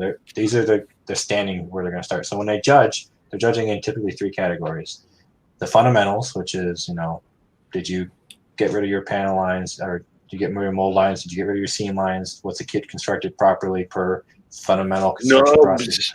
And then they're going to move into paint application and you know, other base I details. think I see a nub in this picture. And then after they do all that, then they're going to look at execution, and that's where it's more of an opinionated judging versus fundamental, like everyone's going to agree kind of thing. So if you can knock out the first 2 sections, you don't have to worry so much about the third.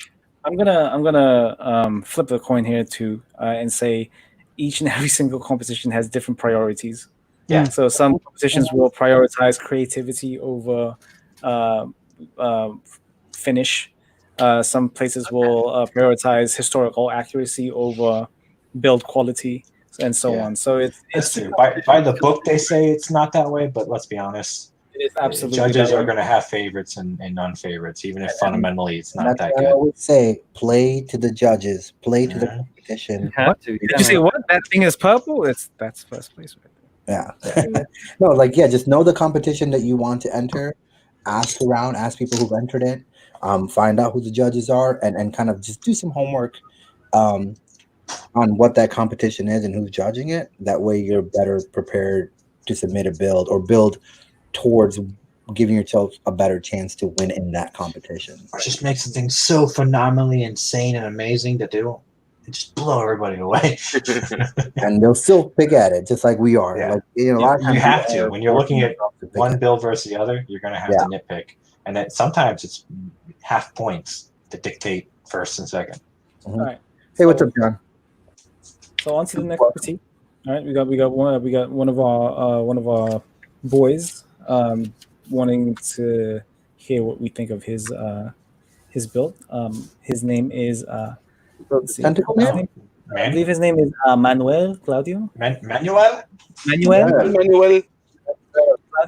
Is he on? It is me. Know that his work is about to be put up. That'd be awesome. But that is on Instagram at mech_Dio. Is it Dio or Dio? Dio. Oh man. Yeah. So Jojo. So this build is named the Dantaleo. And this is for his this is a build for the 2019 new type HQ bracket build. But he never finished it in time, so he just kind of didn't even submit it, and then he kept building it, and he says that it was inspired. He was inspired by a version of his Halo Spartan in the IBO universe. Does that make sense? I don't know. Yeah. Okay, cool. I'm not bribing anyone, zero guy. And Hendrik, yes, if you're building for yourself, then obviously everyone built for it. But if you're a builder who wants to enter competitions to win them and continue to win them, or continue to enter competitions, then you kind of have to build for someone else. Yeah. The hobby's for you. That build is for the people judging it. No. For the competition. Yeah, exactly. To contest that, don't build because you think a judge's style is going to give you an advantage or a heads up. Oh yeah. I mean, because usually when a good judge is judging, he leaves all of that at the front door. he has to judge everything based on obviously what is for that competition more important, whether it's the creativity or the build. And it just differs. Sure. What I mean to say is just play the odds. Play the odds to be in your favor. That's all. Well, and something to consider too. When we say work the judges, That doesn't mean make a build from the ground up towards the judges. It could be just pose it a certain way, or maybe use a certain paint scheme, or maybe go clean build versus weather. It's minute decisions like that you would do to cater. You don't have to build in a specific detail kit from day one to aim at the judges. You can just make minor decisions like that lean in your favor. That's all you have to do. You don't have to compromise your entire integrity and what you like to satisfy the judges. It could just be, okay, well, I normally do weather kits. Maybe I'll do a clean build because I know it'll stand better in the competition. Things like that. That's normally how you cater. You don't have to completely give up your ambitions and things you love to win. All right, on to Manny. I was gonna say, yeah, Manny. We're talking about Manny. Build. just don't paint it pink. So I love this build, guys. I'm not gonna lie. I love this build. This time I saw you build, the first thing that I thought was, oh my god, somebody built a virtual lawn kit. I was like, Manny, I can't believe you built virtual lawn. It looks sick. But yeah, this thing, I love this build. Seriously, Manny, like he did such a good job on this build, especially for what it was for and what the criteria was for that competition. They did use a Leo kit. Yeah. Like absolutely great. Now, where's his head from? Is this something he scratch built, or is this from a different kit, guys? He scratch built a lot of that head. Yeah, there's a lot of scratch built, like the little armor details on the thighs and things. Mm-hmm. And I think he pulled some stuff from, I can't remember what other kit, like the shoulder cuts are from. the shoulder parts are from this guy right here. Grimoire. The IBO, yeah. Yep, that's what I was thinking. And so he's got a couple little nodes from that, but most of his stuff is scratch built. But that head, I asked because I absolutely love that head design that he put on. Looks really nice. It's the Leo head that he strapped some styrene around and then threw a bunch of pieces onto the sides and the pin in the head. Like phenomenal work. Yeah, really love it. Like a point of kind of like a slight negative point that I would give this thing is once again kind of the finish of the kit. The texturing on like the surface. Yeah, you can see the very rough rough cuts and stuff like that. Yeah, it is very rough. Like this was sanded with a slightly lower grit, and then he didn't go up another grit. And I think that extra grit would have helped tremendously with the finish. Yeah, and you can see that in the paint as well. Like the paint's either, I'm not sure if he was spraying too far, so it's drying on contact. You'll see a couple of roughness in the paint as well in certain aspects. So full disclosure, I helped paint him. So this is a reflection on Julio too. Some of this is me. He went back and he did a bunch of hand painting afterwards because he didn't have an airbrush. So well, Julio, so this is Julio's fault. Yeah, so that goes to speak for passion, guys. Right? Like this man did not have an airbrush. He was going over to Julio's place to use it because he was doing this custom build. So where there's a will, there's a way.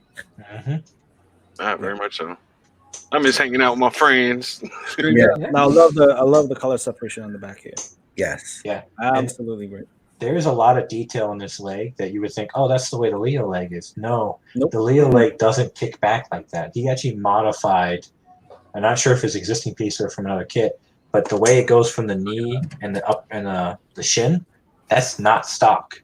So that whole work there he did is custom work. So things that you don't know, but it looks like it runs smoothly, so you don't question it. But that's work in there.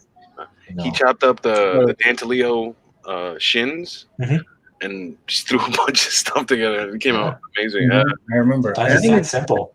And that melts so well. There or not? Is that shock or piston? There original Dantaleo? I don't know, but if it's, I think that's IBO. Yeah, that's a great little ad there to show. I might have added like an IBO frame part on the inside. Yeah, it's fantastic. I think again, I feel like my criticism stays on point. Like there's just some finishing areas. Yeah, minimal shit, man. Just little finishing tidbits here and there. It's kind of sloppy lining. Sloppy application, sloppy lining over here. Like this silver piece has a little bit of green that goes over. Yeah, there's a little bit of gold up there above the side of the thigh. There exactly. So yeah, little bits and pieces. Now, the one thing that I would have done different right there in that shin is because he did go through a lot of trouble in manipulating that and adding detail is what I was doing before I completely messed up and melted my entire Dantaleo is cut out all those little areas that are supposed to be vents and right like below that shin there. I would have cut those out and maybe put some mesh in there just to give that extra level of detail, because he did put an IBO kind of leg inside of there. You could see some of those kind of wiring there in the pistons, and another angle to view the insides of it from the front would have been just that much more oomph. And I also love the fact that he only gave this thing a combat knife, because it just adds to it. Look at this. He's like, I'm gonna fuck you up right up in your face. It's got like a stealthy ninja thing. Yo, and this is his first one like this. Like super custom. Really good job on the kit. Like in terms of creativity, this is very in high regard. Like, I don't know why he didn't submit the other picture, or maybe he did. I haven't seen it. The one that it's in the showcase at Kinokuniya. At Kino. Yeah. You can spot this thing from far away in that picture. You're just like, what the hell is that? Let me see it. Yeah, it stands out on its own. That kind of presence. It really is a great job. He did a good job. Dude. Yeah. I mean, I think he needs that little extra finish. Like, again, like there's like some kind of unevenness going on here, and then you got like some kind of line over here. I'm not really sure what that is. It's an unfinished seam. And this is the point you have to take from this is we're giving a lot of key points and highlights, like, oh, I love you did this, I love that. But when you're looking at it in a judge's eyes, all that goes to the wayside. You're like, oh, that's cool, but then there's this. When you look at your kit and you're like going through the steps and the phases, okay, I did a prime check, I'm doing all this. You have to look at it with that kind of unbiased, like analyze, and it helps to do it in pieces. Like look at a leg, then look at the next leg, rather than looking as a whole. It's easy to miss things because you get caught in the hole. Oh, I love what I did. This is amazing. No, you got to kind of step away from cool factor and start looking at the details, because in a competitive standpoint, that's what could do you wrong. And like I said, sometimes it's 1 point difference between first, second, and third. And you want to shoot for first. Everybody wants first. And this is an amazing build, but when you have a judge rip it to pieces over little inconsistencies, it loses that, and it sucks to see that happen to an amazing build. So when you're putting effort into this much creativity, do yourself a favor, take a standpoint, and check your work. Do primer checks, do paint checks. We're not in a hurry. I mean, in this case, you already missed the deadline. You have plenty of time to look at it and do these things. So, word of advice: always put the effort in, because when you make amazing work with this, I'd hate for it to fall to the wayside because of little inconsistencies. He went harder because we were trying to go to an IPMS event. So he was trying to pump out the work. Yeah, exactly what you say. Yeah. Oh, is that the one? I've been victim to that as well. Where my Zazabi, my base is basic and looks grungy as hell, and it hugely takes away from the work I put on the Zazabi because I had to rush. And you have to kind of weigh that, like how much time you have versus this. So sometimes you got to make that decision. Do I want to rush a half-assed piece and maybe lose a little credibility, or maybe postpone this deadline and really put the effort in to make it shine? So it's something to be mindful of. Yeah. You decide, because it's your entry. A lot of people either shine or crumble under that pressure of having a looming deadline. You just have to figure out which one you are, and then plan accordingly to that. I want to make a little comment on what's going on in the chat. So, Handren, I know you're super salty at us saying that you should build for a competition, not for a judge. You build for the competition. You don't build for the judge. The judge should be unbiased and looking for skills and judging on a criteria. Judge's grudge against you is irrelevant. So there isn't a thing that's not a thing you even have to think about. And when we said build for the competition, we're talking build. If you want to build to win a competition, you have to build to win a competition. You can't go into an armor competition and bring something that looks like a daisy, because they're going to be like, this is a daisy. We're in an armor competition. Go bring it next to a gunfight. Great looking daisy, but wrong category. I'm just saying, I'm not trying to be jerk about it or anything. I'm just saying I think that there was a little bit of a misunderstanding in what we were trying to express in regards to building for the competition, as opposed to building for yourself. Because building for yourself is fun. I build things for myself constantly, and that's I always build for myself. Yeah, my trophies. Really, that's what we're doing. It's for fun. Exactly. And you look at what Kyle just said. When, I think me and Julio have been going goo goo and gaga over this Leo, right now while we're talking about it, and Pabs and Kyle were like, "Hey, listen, let's get back to start picking at it," right? And that happened at a competition too, where you kind of look at the kit, you walk up on it, and you go, "Oh, damn, it is hard to remove your bias from looking at it and liking something or not liking something. And that's how you separate good judges and bad judges, when they can say, okay, this is cool, but now I gotta weigh it, because it's a disservice to everyone else that entered if you only focus on what you like. And that's the difficulty of judging. Judging is not easy by the slightest. Exactly. And what did we do? What did we all do? We went around the first time, looked at everything, and said, "Okay, that's got it off our shoulders. That's okay. That's the cool factor out, right?" And then we went back an hour later and went, "Okay, all of you pick your mistakes out individually, or what you likes about it." And then we came back, I think, another hour later, and we're like, "Okay, tell me what you saw and point it out to me. Let me see it. Do I see it? Is it a problem for me or not?" Like we had layers of just kind of constructing and deconstructing our own kind of biases with the kids that we were judging. And competition did not get made.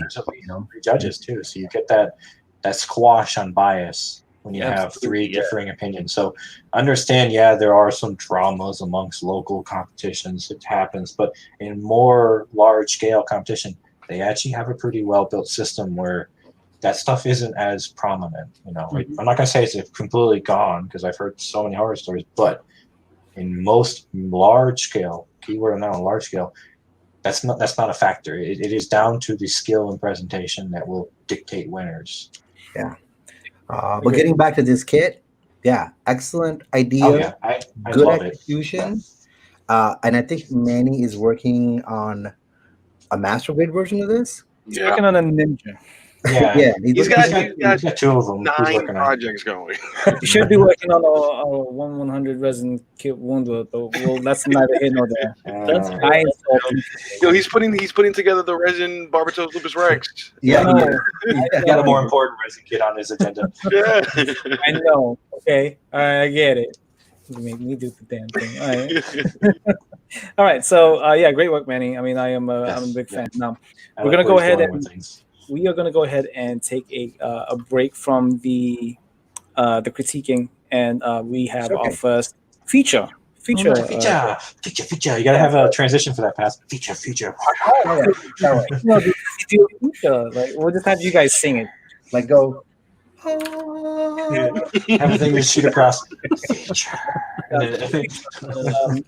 Like I said, if you guys haven't submitted anything to this show, obviously since this is episode 1, you are able to choose whether or not you want your build critiqued or to be featured. And I feel like sometimes you just want nice things to be said about your build, and that's totally fine. You don't need to be you don't need to be critiqued. I think that Tim guy, that's what he wanted. He just wanted us to say nice things. He picked the wrong one. Critique on purpose, bitch. What now? So this is the first our first feature, and this is I'm excited to show you guys this one. By Alan Wolf. Okay, his social media, I believe this is Instagram at Alan D Wolf, and he describes this as, I'm just going to read it verbatim. I used to build a bunch of no grades in the past. I just never knew this Gunpla world was so expansive. I just liked painting stuff. I bought my first real kit, the RG Tolgeeks, and wanted to do a weathering paint job on it. I come from a painting and cosplay prop building background, so during this quarantine, I found Gunpla to be a fantastic outlet for me. Trying out different weathering techniques, I learned on props to paint this guy. I built it fully, then disassembled it in pieces to paint, coated it in a Tamiya flat coat as I used the base white of the plastic. Everything else was hand painted with Testa's enamel. Panel lines with Tamiya panel liner, weathered with Mr. Weathering brown and black stain, applied stickers and coated with some Tamiya flat coat. I also weathered the base and added lights. Despite requesting a feature, so I can get more involved in the Gunpla community I've grown to love. But he also says he doesn't mind a critique, but we'll keep it as a feature, man, because I think you did a great job on this. So let's go ahead. Before we get started on the featuring, just maybe you guys want to answer Shar's question. Sure. Real quick. It's mostly Gunpla.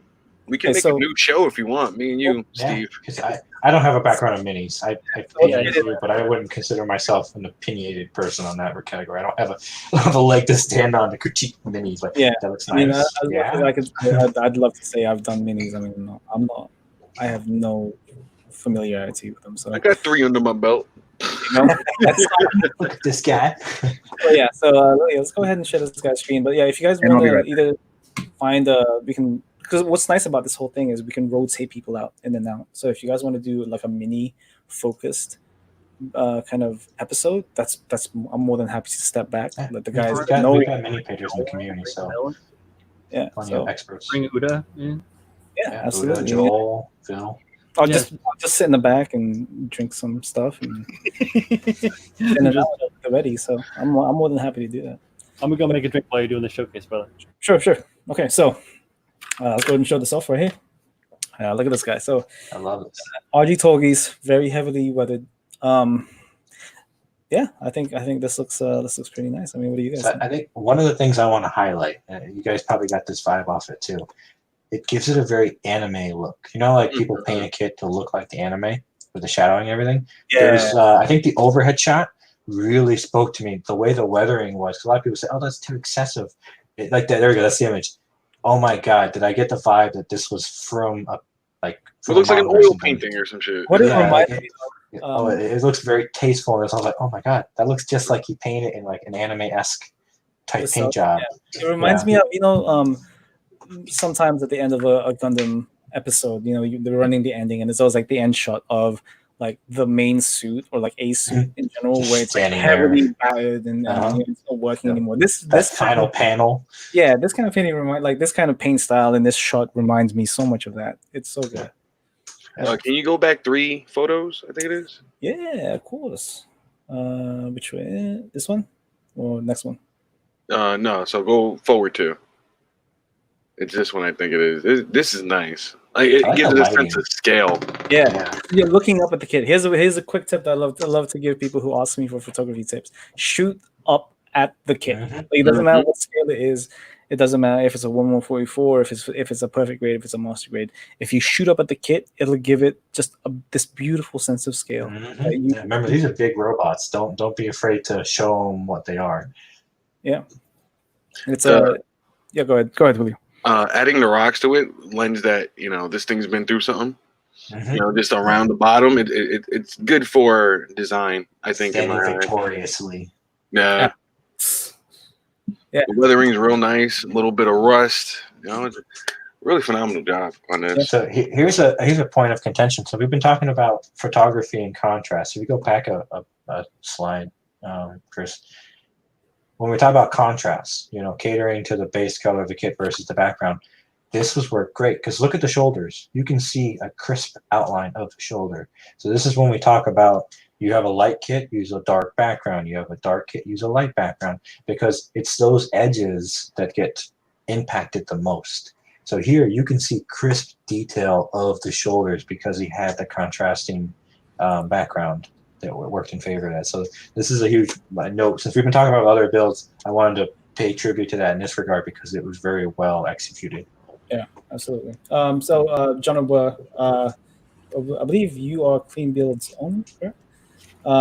He's asking where do we submit builds for featuring. So there will be. So right now submissions are currently closed, but I will once this episode is done for the next episode, I will be opening them back up again. So the link is in my bio right now for the form.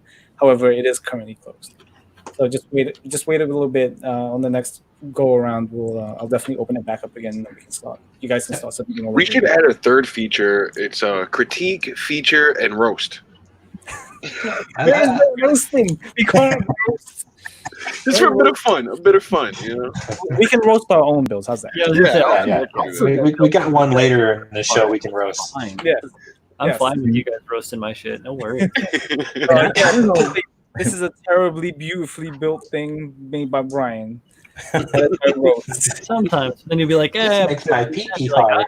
the thing is, I'll probably roast myself better than you guys will because I know where all the problems are. Yeah. This is another good And I shot. don't know I like if how this this is is bad. way with This all kind of the reminds me burners of opened up. Nicholas's builds. Have you guys noticed that, or has anyone said that? But Nicholas Tejeda. Oh yeah, Oh, from yeah. Canada. Yeah, very Big similar. It's a very similar style, yeah. It's a good But job, man. I mean, because he's very skilled and talented. This is great. And so the contention with weathering that you always have to be mindful of is this: a little goes a long way. And I like how in this one, someone would say, "Oh, that's too much weathering," but if you actually look at how it's done, it doesn't take away from the kit at all. And I think it's very artistically well done in a way where you're not like, "Oh, that's too much weathering." Like, no, it's actually just the right amount in the way it was done. Mm-hmm. Quick tip for you guys. if you're weathering to hide a mistake, usually the judge will know about it. Oh yeah. Yeah. Oh yeah. If you're not Because you're doing always it, going to weather in a place that doesn't get weathered. I'm like, why is it weather? Oh, I know why. I see that paint chip. I see that shit. absolutely. Good But shot, yeah, though. great job, Alan. This is a really well done kit, man. It really is. And considering The your base background came too, out really well. he's coming into Gunpla relatively new, so his That's a really experience good shot. from cosplaying and all that has really played well into this. But my guess is he's probably coming out a little bit like I was, where I came from the prop making Prop world. making. Yeah. Resin casting and making. So a lot of principles are still applied in a smaller scale. Yeah, exactly. So I'm used to making a gigantic gun that's a full size, but then making it super small. Some of that stuff does translate. Yeah, and I Great mean, job, Very Alan. well done. Okay. Good job, Alan. speaking of that, I mean, that's weathering is to scale too. Oh yeah, Yeah. through scale, and it's 144. It's real small. Yeah, the RG is very small. I thought that was a master grade when I was No, seeing no, it's first time? RG. seeing scale. It's really well done. So I seriously can't wait to see what you do next, like in terms of what your next build is going to be, because I mean you have currently no ceiling, so Yeah. really exciting to see. And I have my food. Awesome. All right, so back to the flip side of things, because that was our only feature for this episode. We are on to the next critique build. This one is by Derek. He goes by Derek_MJ, I believe, on Instagram. I mean, I really should have them know what these are, because Time to follow some guys. Hey, it's the beta episode, so Yeah. This is our I still trying to figure who that Tim Harkins guy is. I don't know. The name Yeah. sounds familiar. mild of what? I He's can't the remember. doo-doo child. Children of Robots? Is that right? Children of Robots? It's mild something. I don't remember. Here is this is Derek's Maganek, I believe is how you say it, right? Yeah. Oh, that's who it is. Okay, cool. I thought it was the Maganek. Yeah, the Maganek. He said he's just trying to go for super clean, nice builds. So that is his description of this build. Yeah. And I think You achieved it. Yeah, I think it was a good start. Definitely heading in the right direction. Mm-hmm. I would have darkened some panels a bit more, like the panel linings in between. But this is really clean, really solid work. That scribe and that arm is a bit rough. Need a little. Yeah, well, that's the panel line. So that if you look, so this is again when I said you want to work on your fundamental that's the seam line seam. removal. Yeah. So Okay. the seam right there, and you can see you have kind of a gouge mark from probably separating it when you went to get it ready for paint. Yeah. These are the things you got to be mindful of, and it does take certain kits doing seam line removal and still being able to paint it can be a huge pain in the ass. Masking. You Maybe this comes with masking. experience, or you mask it, or you make breakaways so the armor and the joints can break away. I know sometimes it's easier just to just keep the seam there and call it a panel line. No, when people judge these kits, they know what the kit is for the most part, and they also can identify what a seam line is versus a panel line. So and when you're going for clean builds, that is something you want to be mindful of, is getting rid of those seam lines. As a clean build connoisseur, This man weathers everything. What are you talking about?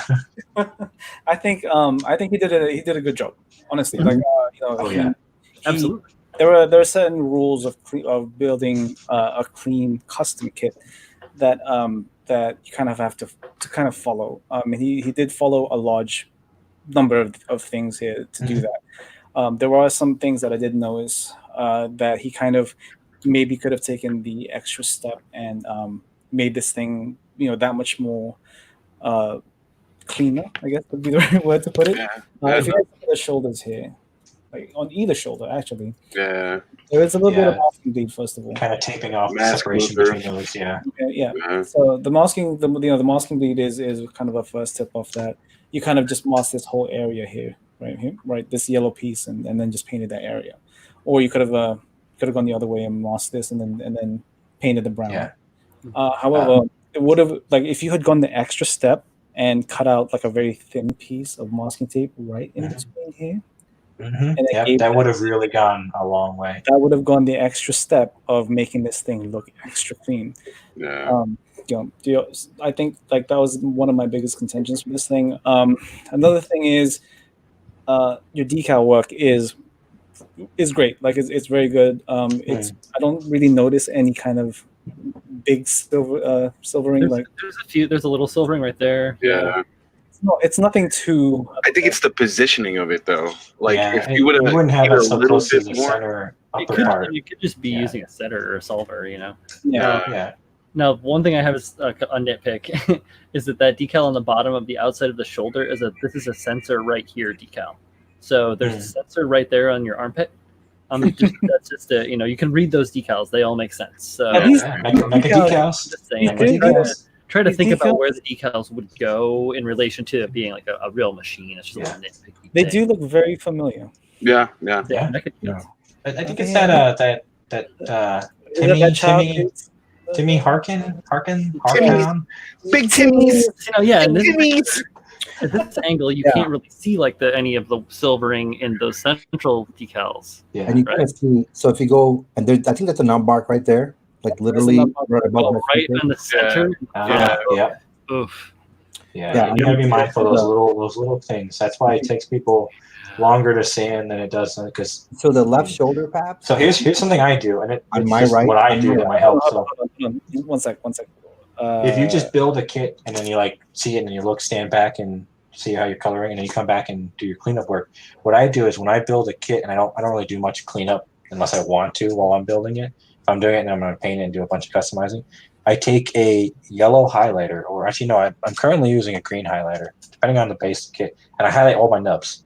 So those fuckers stand out like crazy. It's something I picked up on the Turn A mix because a couple of them slipped me and it took me 3 days to come back. I actually put a marking on all of them so that they stand out like crazy. So when I go back through for final cleanup before I paint, those fuckers will get caught because so use like green paint, whatever. Like you're gonna have to touch it and clean it, or else it's gonna be right there in your face. It's a good way. Snap, I get rid of all that. It's a good way. Well, that's if you don't get rid of them initially. Even then, if be mindful of where you can miss. Yeah, you can. I do when I'm doing a quick build just to see what it looks like, especially like if I'm going to be customizing heavily and not all the original parts when you're taking.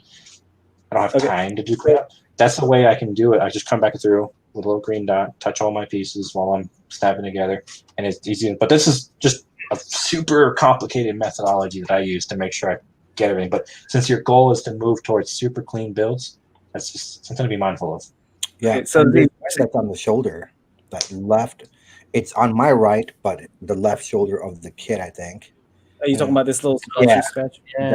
That's just sticking out there no matter how far away you are.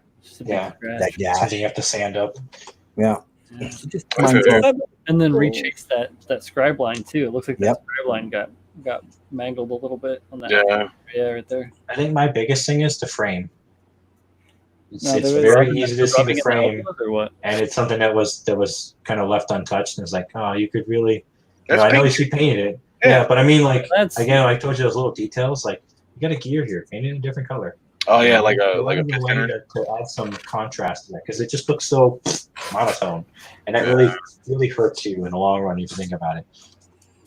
Yeah, I know you can mask. Don't be afraid to mask some circles. Some panel lining here and there really would have made a lot of stuff pop. But it would have been real nice. Yeah, Meganeck is very kind of non-panely. Yeah, there's not a lot of panels to it. Meganeck. For that, no, not panel lining itself, but like it's very clean. It's very, very clean. But like if you're not describing, that's fine. Just get one like 0.15 scribe, or even a Tamiya scribe or two. Deepen them. Or use the back of what's there, and don't use it. Like what I do as far as for masking, when I'm blind as a bat, so not only do I use like 4x magnifications to. That's great for mask. Use your zoomers. Like when you were masking the shoulder. If it's hard to get a clean mask in, get a scribe in, and that will give you a natural, like around the detail parts, like look at that. Scribe just the edges, and that'll give you a line. Yeah, kind of have that plastics kind of abused a little bit. Mm-hmm. With the Meganeck plastic too, it's that soft plastic. The frame is soft. Nah. One thing I was gonna chime in with the work on the inside of the forearms, where there's that panel line. Not panel line, the part separation. Right? And you can kind of see it here too on the back, right? There's a part separation, and then there's a panel line that's kind of like engineered into it. If you chase that engineered in panel line to be bold, like the part separation, you don't have to worry about your seams because it does you're helping it do the work it's trying to do. Hope that. Just here and there, seams, Now man. you're going Seal rough up and your dry. seams. Seal them seams together. Like it would have lended itself to a lot cleaner. The way the Magnet is engineered, it's a really good kit to practice on for closing up seams and then modifying the joints to be able to just slip in from the top and the bottom. Yeah. Yeah, and it forces masking too, which is good because you're gonna have to mask when you do clean builds. Yeah, absolutely. Anyway, Year this year. so that was Good a job, Derek. Good job. What's up, Vanderly? Yeah. Welcome Yeah, to really good start. I like that. Good work, Jared. all Good right. So job. Good job. on to the next one because we've been going a little. What Going a people little don't long. know is clean builds How many can we be got very left? difficult. Got about 3 left. Great. Yeah. So Chris, All you guys did great. Thanks for coming. all right. You trying to keep it at 2 hours, or you gonna go long? No, I think we can keep it. We'll go as long as you guys want to go.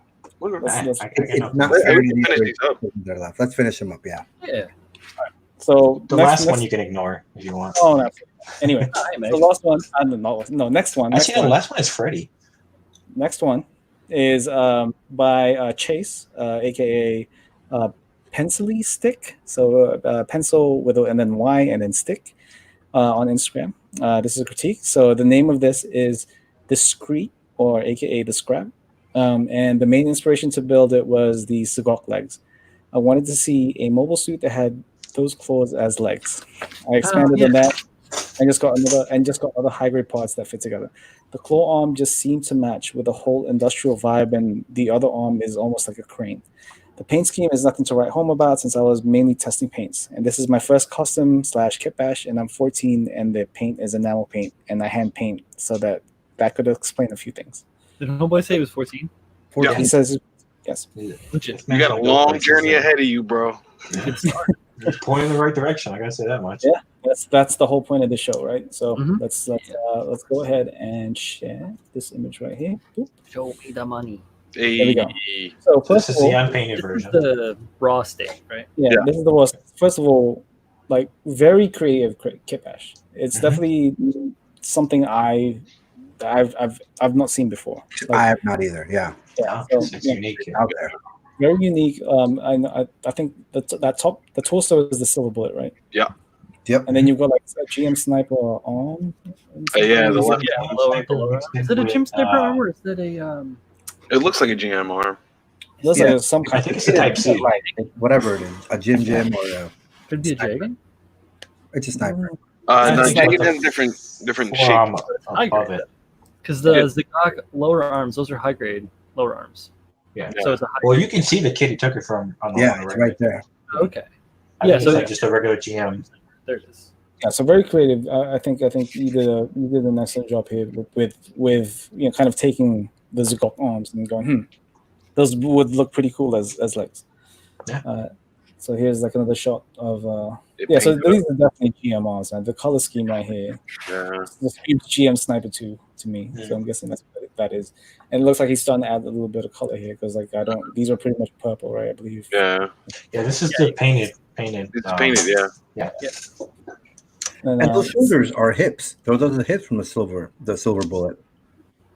No, I haven't- Yeah, those are like I think the hip pieces, aren't they? The hip armor. No, it's very boxy. The silver bullet. Yeah, it's way more. I know everything Yeah. is except for the The hip armor. legs. I don't have to really look. I at haven't built it. I don't know. I don't want a suit with 5 arms. Just for that Magnum, man. Whenever Just time you saying, see it, right? I would have made a robot that could hold a gun. the Magnum It's is such a very powerful gun, man. I don't know. No, it is. I know 3 other suits that use it. It was a Banshee, a Unicorn, and a Phoenix. they don't need 15 arms. That's a testament of how powerful those unicorn brothers are. Yeah. videos. So back to the build. Back to the build. I think for your The thing first. I want to make notice here. Sorry. Go ahead. So he used enamel paints. Many people started this hobby hand painting enamel paints, and they all know it's a fucking pain in the ass. And they moved on to acrylics and something else. I'm going to give him props for this. Look at that shoulder. Yeah. It is Yeah, when you actually get to the very other crisp. It angle may be with really thick, but it is a clean layer. Like that does not look good, but if you turn it, Yeah, it looks. the lighting thin. is. Unfortunately, it just looks a little extra thinned out there. Yeah, It looks- it's there we go. This is the one that's a good angle. So I have to give him props for this. That's actually pretty good. It's For brush hard paint? to do that brand new out the gate with enamels. And to And get there's it no primer. like You can Yeah, tell there's no just primer. straight on the Yeah, kit. paint on plastic. plastic. Mhm. Yeah. Yeah. That's why it So- looks so washy and weird. But I'm gonna say don't use testers enamels, and maybe try to learn off of acrylics before you play with it. Like that's Yep. gonna be my word to the wise is take a step back, play with acrylics for your hand painting or airbrushing if you eventually get by your 14. So I assume the money's a little, but acrylics, hand painting, much easier to pick up and learn than enamels. Enamels, I don't even paint fine details with enamels as much because it's such a pain in the ass getting the thin without it evaporating on me too quickly. Right. Yeah, absolutely. I think It's not very forgiving, and it can be very a negative kickback, and it could be demoralizing. Nice. Yeah, It when can the keep your spirits low if you're playing with that. So I This is recommend like jumping over to Jason acrylics to really. so. Here's a funny little Welcome. story. So when I first started and I got my first airbrush, I had no idea what I was doing, and I put in some testers enamel in there, but I didn't thin it. Oh, So God. here I was painting some metallic red on an Iron Man toy from back whenever the Avengers came out, and my compressor started to smoke. Is it supposed to do that? I don't think it's supposed to do that. Like, it was struggling. That's a weird kind of paint. yeah. So Chase is in the chat right now. It's okay that you only have testers, man. I only had testers for the longest time. I started building models when I was like 7 or 8 years old, and I painted with testers until I was in my teens, just with like crappy little plastic brushes and like thinning with stuff that makes your brain die and like all sorts of stuff. You know, like it's a place to start. Don't worry about it. Like if you can't get like the top of the line stuff or whatever, work with what you've got. Learn how to use it as best you can, and then you can move on when you get that opportunity. Like, don't stress yourself. Just know enamels are going to be a difficult tread, so don't let that deter you from doing what you're doing. Because you can do it. You see it here.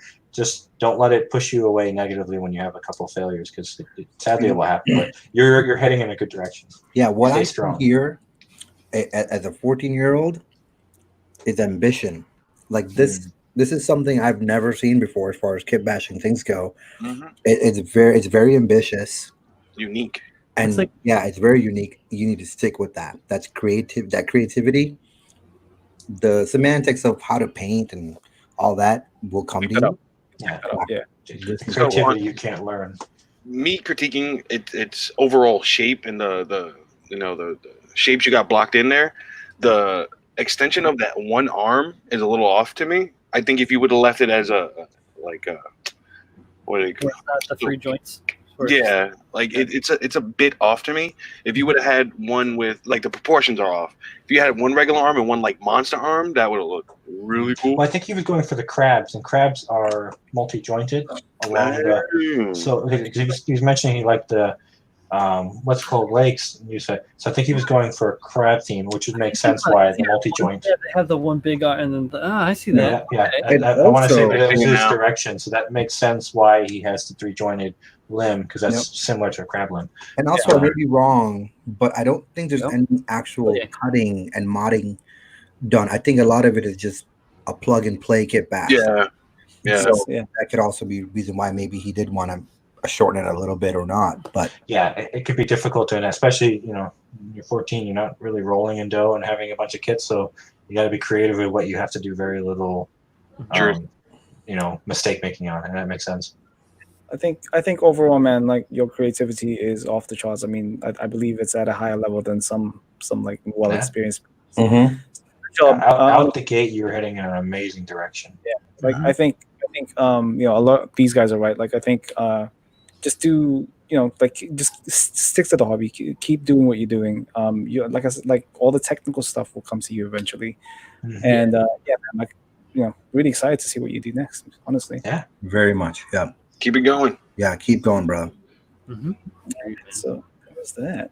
Okay, so next one. The next one. Let's destroy Freddy. Should we do Freddy next? Freddy.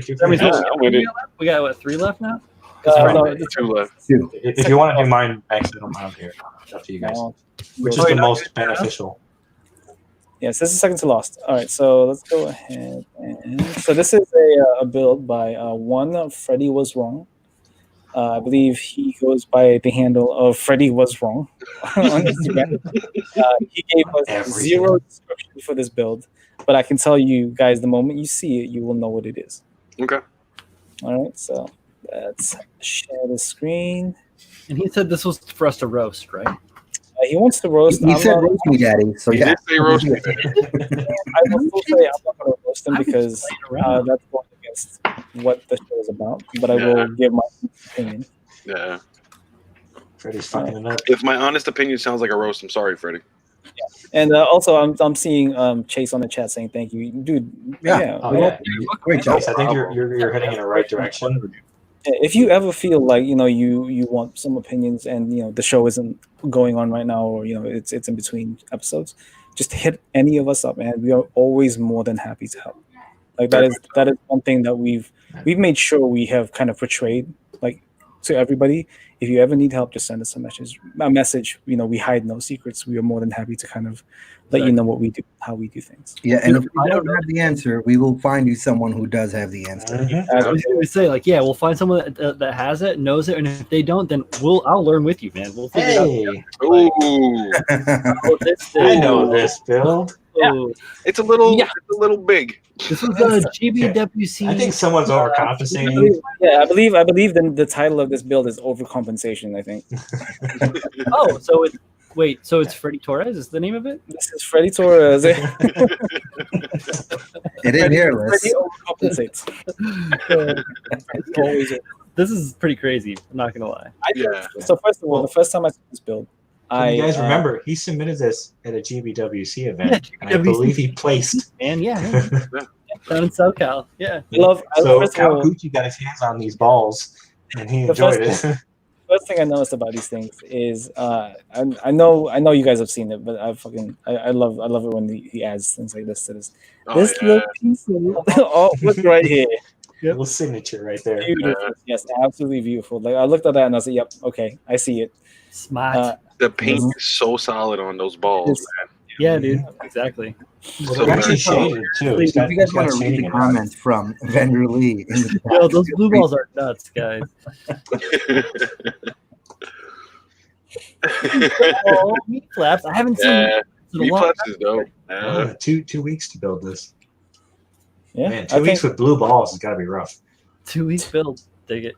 yeah, but he, yeah. Just I like think- how we nail on. read out the horror eyes, like they're mad blue balls. Mhm. I like the mad blue. Yo, those are mad blue balls. The addition of They got angry eyes. those are from the Valkyrie expansion.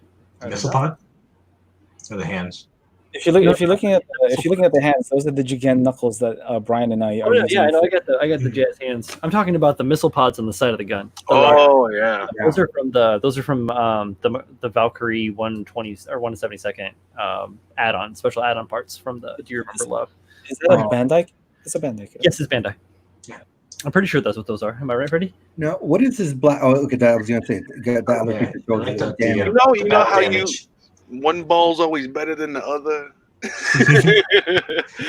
that one needs some love. Do you see that one hangs Critique this. slightly lower than the other? So we can roast this all day about Yeah. Freddy So having in balls this and situation, one is not lower than the other. So not very realistic. But I Freddy. will One should I have will- been lower. say this: very creative, Oh yeah. very creative on Freddy's part. Because I mean, who else would think? Okay, let's put some blue horrors underneath a giant railgun, and make it look a little phallic. You know what I mean? He did it on It's purpose. definitely a talking Oh, he piece. absolutely did it on purpose. Yeah, but I'm he saying totally did it on purpose. it's very creative. He did. It is. that's And if you very take away the innuendo and everything, and just look at it, this Solid. speaks of Yeah. It's a teamwork solid build. and help, right? So these two little guys are like, "Hey, we got to get this gun wherever we got to get it. Let's Mhm. carry it Some together." badass horrors about to blast the colony. Yeah. And even then, it's a good mix of both a wetted and a clean build. Mhm. Mhm. Yeah, really good job, man. Really good job. Base. Yeah, look at the details of the base. Pat, zoom in on the guys. This is what got me when I saw it in person. I was like, oh my god, look at little guys. There you go. You got base 69. Beautiful. Something about the shape of that asteroid, though. You got a couple of radars. Yeah, I never noticed that. See, that's what I love about this build. It's got so many little details that you can see like 69. It really does tell a story. It really does Asteroid. tell a story. You enjoy it. Like it's technically sound, but it also has an amazing story behind it. You know, like you're just like, this is fucking awesome. I love this. It's hilarious. This is the reason that this thing took 2 weeks, because this is an inspired, passionate build. You know, when you're super stoked to build something, you have unlimited power to build it, or unlimited energy within you to build it. If you're like super excited, you just ham. You know. Yeah. Really good work, man. This is what wins you a competition, whether you're super kidding or judging not, because any person in this hobby can appreciate the little innuendos and little knick-knack jokes and just the sound fundamental execution tied to that too. It's not just, oh, it's shittily built and painted, but it's got funny jokes around it. Like, it doesn't rely on that to be sound. It's executed properly as well, but it has a lot of little cool knickknacks in it as well that you can laugh at. But yeah, can you guys hear this thing firing like I can? it's like big loads. Oh yeah. I think no, it's the other Frankie noise. Nut. Yes, Meg, I do agree that it should be a coffee table. I don't think you put this up in a cabinet because you're gonna break it, Meg. No, you got to be able to walk around it and see everything. You can't just have one side facing. Find China in the fine. Put it up in the you got to build a glass table and put that shit right in the center, protected and safe. As much as I want to roast you, Freddie, you did a good job on this thing. Yeah. No doubt. Anyway, let's get rid of that because I'm not even monetized, but I feel like I'm gonna get demonetized. I'm gonna start owing you some money. That ass retroactively demonetize you. We did. So I did accidentally miss someone. Oh. So that's what I was saying. I thought there was 2 more. There's 2 more. But we're gonna prioritize the guy that I missed accidentally because I went to feature and I shouldn't have I skipped one. So let's go ahead and bring in Javier Luzbees. Yes. Instagram.com /Gunpla_Uruguay. Now this is called the HGZZ2, the Vang ZZ. The idea for this build was based on the unit from the game Super Robot Wars 5, the Vang Ray, using a HGZZ2 as base and using spare parts from different kits, like a couple of HGEXSs. Kyle, you should know what that's like, and obviously Brian. And Scratch built the main weapon. So let's go ahead. I get all too well these days. Steve, my donkey rules all. Your donkey rules all? Yeah, Steve's he's on my donkey. He's riding that ass? Yeah, he's riding my mule. So let's go ahead and zoom in. I really like this. Like this. So is it Julio, when you say you really like it, is it because you like it because it's red and black? No, I actually don't like that. It's too much black. Okay. Yeah, I think that was going to be one of my contentions. But I'm going to say, so he used a lot of little details from like kits of the jetpack and some, what do they call those? The add-on parts, the option parts. And I think he did a really good job bringing them into the kit without them being like, oh my god, that's tacky. It's out of, like, it blends well with the kit. Yeah. Which is hard for a lot of people when they use those add-on parts. They just, they glue it on and stuff. And you're like, well, that's cool. It's got jetpack legs, but who the fuck would put rocket like this actually makes sense. It's copacetic. Those details flow well. That was one of the biggest things that kind of stood out for me. I was like, oh yeah, I know those detail parts. I've seen it, but it worked very well. It has my favorite knees on it. Gotta say. I never realized I love the knees. I love those knees. I don't know why. I never realized. Go ahead, Julio. I said what happened, Pabs. I never realized how well the Zeta head went with the EXS's body. Oh yeah. Yeah. They're essentially built from the base frame, aren't they? It's technically yes, but it's like obviously it's a little chunkier than the Z or the ZZ, I guess. Yeah. Yeah, I think that goes pretty well. And then one of like my highlights for this build is the base. Yes, the base is real sexy. Superb. Well, there's like little details in it, like the piping and everything like that. Now, I will say there is one contention with it, and this could just be nitpicky. So you notice you have the weathering on the grating. Mm-hmm. I feel like, and this could just be an inability of my computer, that weathering isn't consistent throughout. So it looks like clean everywhere else, but then there's some wear and tear there. You've got a little bit of weathering, Yeah. I guess. You can see it in some places, but I feel like it doesn't really show as easily. Now, mind you, if I saw this in person, it'd probably be completely different. Yeah. It was just something I noticed from like, am I seeing this right? Is this consistent or not? I couldn't tell. Again, it could just be what I'm able to see through the photograph or something, but just, I don't know. When you're shooting for things, if it doesn't translate in person from what on camera, that might, harm you in a way when it shouldn't. One of the things that I know, like one of the first things that jumped out at me when I saw this build, minus the base, is just general paint sloppiness. It's like some general, like, kind of, places Yeah, I that had could trouble have- zooming in on these. Yeah. images. Little things like that. I think overall the paint's too dark. Like this would have lended itself to a bit of a brighter palette, or at least some more color blocking. Like there's a lot of detail you're losing in that darkness. Yeah, like right here next to the triangle, that square right there could have been a nice accent piece. Or I noticed that too. You don't want to have too much darkness across the board, and we're going to see that in another build. There's one. But yeah, you want to have little key eccentrics, accent pieces to really break it up. And you have a couple of nods like that, like the red collar at the neck. That's really nice. Yeah. And then the centerpiece is a different gray. As well, but it's too close to contrast. Sometimes you have to go a little bit lighter. As much as you think it won't work, when you actually put on the key, you're like, oh shit, that lighter gray would work. So those chest vents, the boobies, I'm not sure they're too close to the armor, and I think you could have maybe in the circles gone a little bit lighter in the gray to really kind of bring a three-tone separation and stuff. Yeah. I'm not sure. So is that looking damage? at this, is it damage or is that like part of a custom thing? Because that looks like it's crack. broken. It's not the waist separation. Because that's the probably EXS the chest. XS versus the. But it's not. easy. Is it? Check the other side. I can't. Hold on. Let me see. Yeah, if I Spin can- them on. There's another picture of this. Go back one. Is it high grade or is it a master grade? It's a high grade. It's high grade. Okay, so I'm unfamiliar with the way that the high grade XS goes with, Oh, you can't see. the master grade. Damn shadows. There's another angle I think you can. Maybe here. That's completely covered too.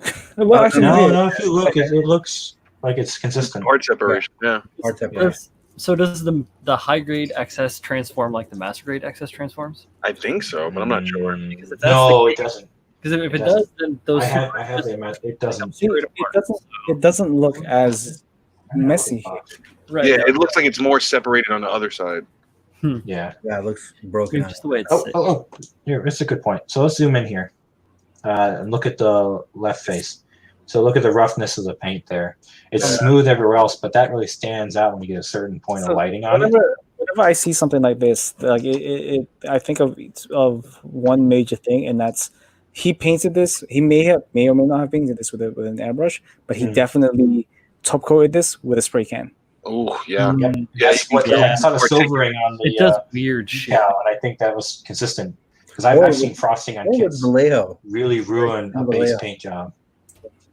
I mean, overall, it's really solid work. Yeah. I know I've seen other works you've done, and you've progressed as a builder. This one needs some lighter shades, maybe. Work on the decals and the smoothness of the paint.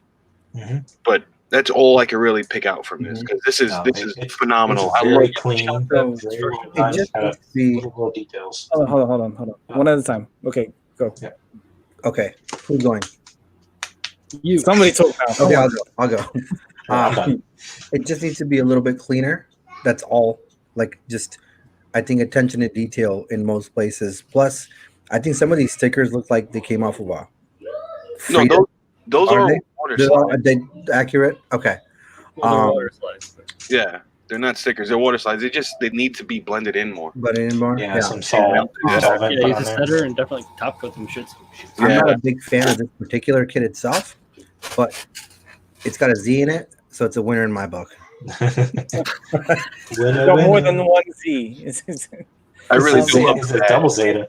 it's just little things. So I mean, like stuff like this is what sticks out to me. Stuff like these little bits and pieces over here.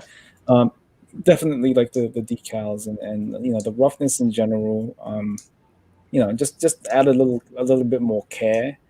I know it's very exciting once you start putting things together, or you can't wait to see this thing put together. But if you just kind of slow down, because there are parts of this thing where I feel like things may have been a little bit rushed. I think he's using Vallejo paints, and it's a dry tip. And a lot of these places where you see batter and whatnot. That explains a little the texturing overspray too. here and there. Yeah. So definitely just slow down and maybe not use Vallejo. Yeah, that back. But yeah, I think otherwise, I mean, the concept is great. The base is amazing. I think very simple, but Got a seam line right here too. So Brian is pointing at Kyle is pointing at his screen, but I'm not sure what he's pointing at. Oh, sorry. At the shoulder, below the decal there in the image. Right, go up a little bit to the right. There we go. Yeah. Got a seam line there. I don't know if it carries the rest of the way, so I don't know if he got. It's on the other side sealed. too. Yeah. So just something to be mindful. Like, here's the thing: when you do a clean build, these little things stand out like crazy. That's why 90% of people do weathering. That's You the can kinda shoulder get back. some of your things. Not to say that's the true purpose of weathering, but when you do clean builds, those things just become super obvious, and that's something you have to be mindful of. That and people don't know this. Clean builds are hard. They're Because real hard. Your discrepancies flash like the fucking lightning. Yeah, it's hard. So when you want to do clean, have pride that you did good because you know how much effort goes into that. A lot of people think, "Oh, that's clean. That's stupid. Whatever." But true people who do clean work know how fucking hard that can be, and feel pride that you put that extra effort into it because it is difficult. Really, really great work though. Yeah, definitely. Very, very good work, Javier. I like where you were going with that, and it was awesome kit bash too. All right, on to the last build because I made it like a sticking point that we must do this build. Hey, put this comment from Miguel up on the screen real quick. There we go. Hey, that's what we're here for. This is the point. This is the point of this platform and this show is having 5, and then this, and we're gonna switch out. So it's not gonna be me or Kyle every week. We're gonna have other people come on here. Yeah. But to give you, and then now it's gonna be online, so you can always go back and reference, right, and pick up on things. Yeah, you can skip like the comedy. Who cares? Yeah. Every time this guy's rambling. Fuck this guy. Fast forward. 10 seconds until it's done. Just keep going. Yeah, absolutely. So yeah, thank you, Miguel. That was the whole point, honestly. If you ever need help from any of us, just hit us up, man. Absolutely. Yeah. 100%. If I don't know, I know plenty of people that do like these. Or not even help, just the collaboration. I love collaborating. Ideas. Yeah, ideas. Yeah, how's that Barbados coming? How's that? I got my shapes down. I just have other projects to do. I can't talk. I haven't touched Knows his shapes. He's working on his colors next. Today was red. Tomorrow is blue. And then we get letters and numbers. Oh, we're cursive. The triangle was good, but the circle was hard to grasp. The circle's a little oblong. I'm not looking forward to my. Hey, listen, Manny. Difficult. Listen, I'm gonna need you to pipe down the chat there. If you want to give out advice, get on the show. Okay, yes, absolutely. You are more than welcome to join. Yeah, definitely. Want to be in, man. I mean, I feel like your scratch building, definitely. You could definitely highlight a few things here and there. And I'm totally kidding, guys. Feel free to share ideas and everything in chat. Dude, of course, yeah. Yeah. Okay. So, final build of the night goes to this guy named Kayleigh. Kayleigh. I know that guy.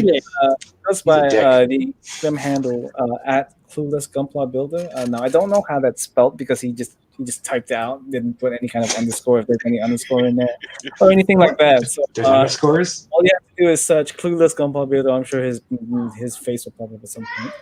And this is the HG1100 Torgis 3. It's his very first airbrush kit. He was still fairly new to gunpla building and using techniques like seam removal and cleanup with it.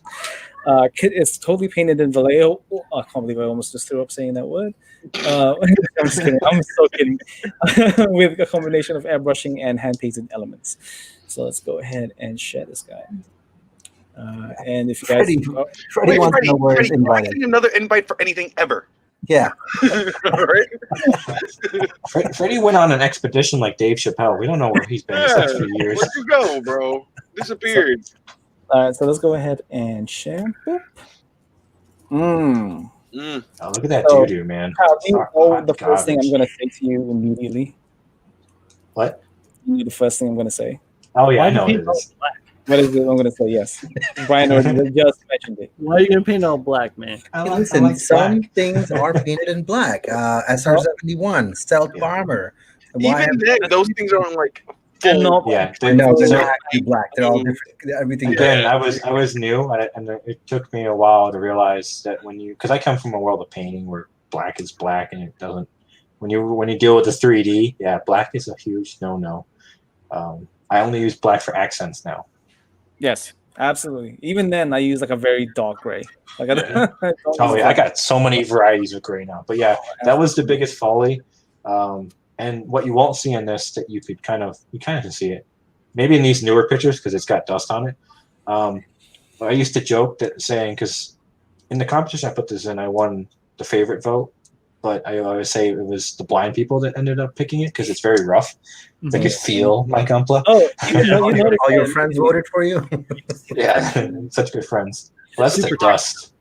So you It's got some dusty. DNA on there as well. Yeah, I took those yesterday. I don't dust those kits. They just sit on the shelf. Your red is brush painted and very shallow. Yep, I didn't have many layers in that. I can see it. I can see it from all the way over here. Yeah, that rose gold is like maybe I 2 have an layers. asshole for Kyle because he's my friend, but seriously, guys, like Yeah. make sure that you're doing thin layers, thin your paints, especially if you're brush painting and you want that to look nice and opaque. Or if you don't, then do what you want. If you go to the back, yeah, those ones you can see. It's Yeah. about 1 layer. It's a little rough, yeah. I think the shoulders are the only ones that have more than 1 layer on them. Yeah. Oh, you with it, didn't get rid of the mold, the seam lines, and the head. The head. Yes. You Yep. can see 2 pieces. So tough. See if you guys can find my big huge seam fuck up. On this photo itself, or No, other photo? I'll tell you which folder you can see it in. I made sure. There we go. You can see it in this one. I made sure it was in frame. See if you can find my big seam scoop up. Not the You head. got a fingerprint on that crest, hard. Yes. Do you see that? That's what happens when you don't let things dry. And seam also, on guys, the when you're head. doing like details, make sure you tape up the backside of your piece that you've painted. Because if you look at some of the shoulder pieces, you can see the red bleeding over. Yeah, that was hand painted. Are you talking about this piece right here? No, so like the shoulder, like No, I mean the seam line. No, for Kyle. no, that's not the seam. No. The seam is at the waist. the seam in the waist. Go to the right. Oh, I can see it there. Yeah, Right there. Look You see that? right down the center of You it. see that nice little nub? That's actually like extra cement that I didn't sand properly. I corrected it, but then I didn't correct the correction. Yeah, exactly. So you only go halfway with it. You got to get the fence to follow through. Overall, though, Kyle, I see where you were going with it because the tall geese is a primarily white suit. Yeah. I was So it's the negative. Nega geese. Nega geese. Here's again what we were talking about earlier: how black backgrounds with black kits. So if you shine a light on that background, like say you shine a colored light on that background, like a red colored light or something, or green, not green, but something like that, and it would like shine, it would reflect off the black. It'd still be dark, but you'd get the silhouette of the model. Yeah. Yep. Yeah, you can get creative if you're limited to your backgrounds. And here we had a backlight, but even then, it's just not you powerful. lose a lot of the detail. So here's a point of contention for me. For people who use photo booths and stuff like that, or backdrop, clean your backdrops.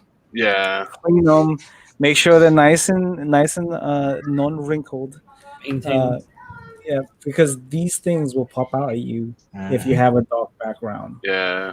It's funny. Pabs, do you know whose booth it is? Can you take a guess? You know whose booth it is. Whose booth is it, man? So it's no one negative. It's Justin's booth. Justinius? No, not Justinius. Justin Zajika? Yeah. He took the pictures for all the people who entered and helped us. So he took a picture. Yeah, something negative. Yeah, Honestly, though, seriously, clean your booths. Yeah, The you know what parents you can do? have- If you go to Walmart, you can pick up a shoe dusting brush for like $2. Mhm. Just like go to Porsche or whatever. Now we've confirmed Freddie retouches all his photos. Oh Yeah. boy. Or, Oh. I was gonna say, or I mean, we all knew it. We weren't gonna say it. Yeah, I was gonna say. One thing that we didn't mention a lot, or here and there, is posing of your kit. Like, you really want to pose it in a certain way to show stuff off, and this dude's just standing there. Oh yeah. This dude is a bitch to pose. He's a no grade, like the no grade high grade. So you got no joint. to that. I have I'm gonna He flip that fucking point. sucks. I'm gonna flip I that got point him right because here. Let me grab I it. do a lot of standing poses, right? I don't do a lot of action poses. But even then, you hit the Oh, S. wait, never mind. Yeah, I hit that S curve with the heroic stance, nice A stance. Like you have to really get those angles down. But obviously this thing doesn't have like an ab crunch. Yeah. or- This is like the only way he can stand without falling on his ass because of that rifle. I was so scared. I was like, oh my god, I can't pose him any other way. He's gonna fall. I was happy that he stood in the case. So I put him at Hobbytown, Orland for a while. He stood at that case for 6 months, and I was surprised he didn't fall on his ass. Nice. But this is the only way you could Yo. pose it. Lock knees, all that shit. You know- one of these to dust your kids. Oh Yeah. yeah, a little makeup Yeah. brush. This is my Yeah, wife's old makeup brush. So. I got my little dusty dust. I have should- I have one of these.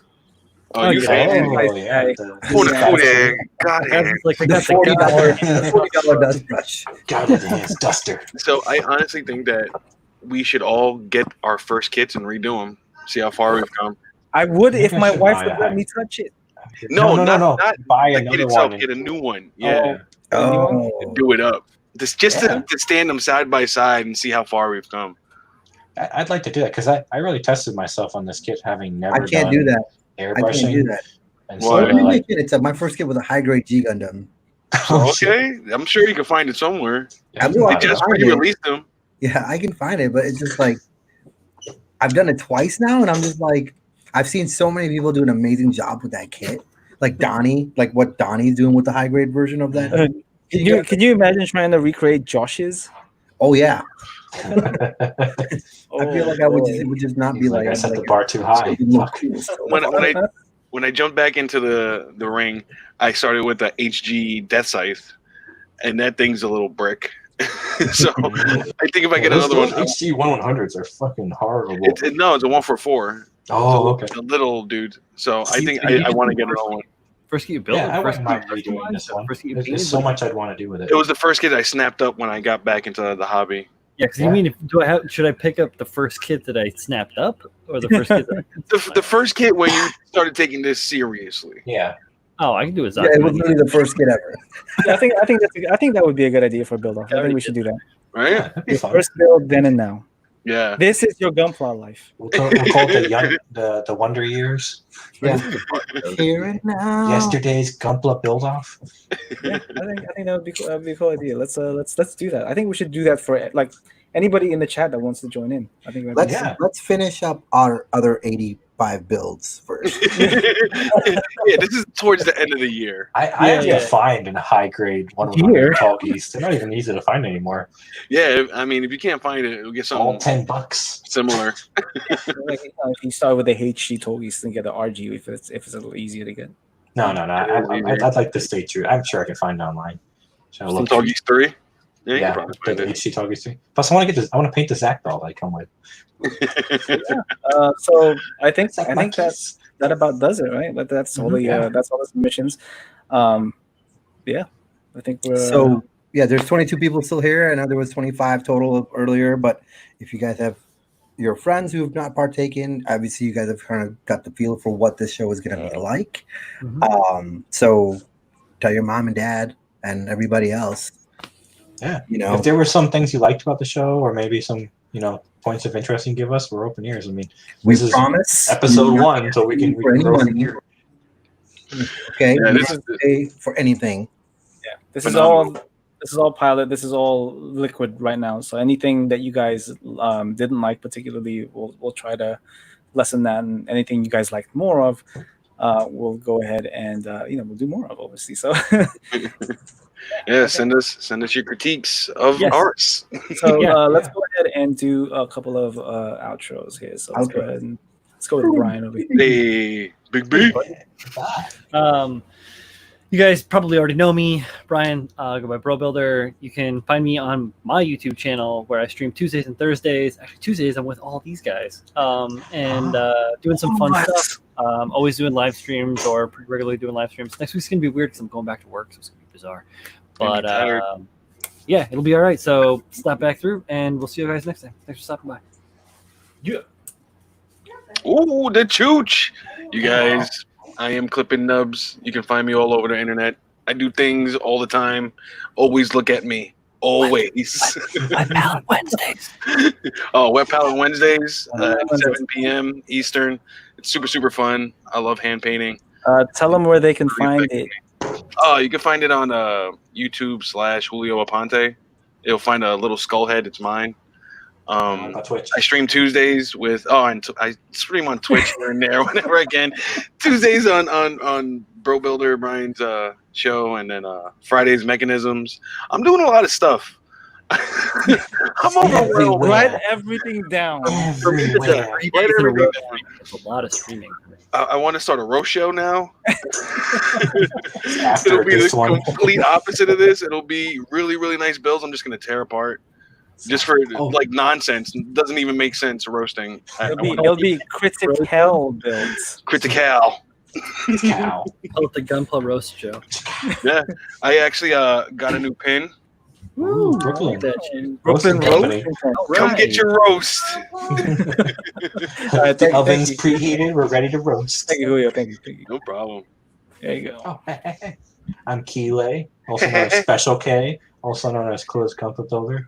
I hang out with Brian and the gang Tuesdays, maybe Julio and the gang Wednesdays, maybe Mechanism on Fridays. I don't know. I'm not consistent. I show up whenever. He's consistently inconsistent.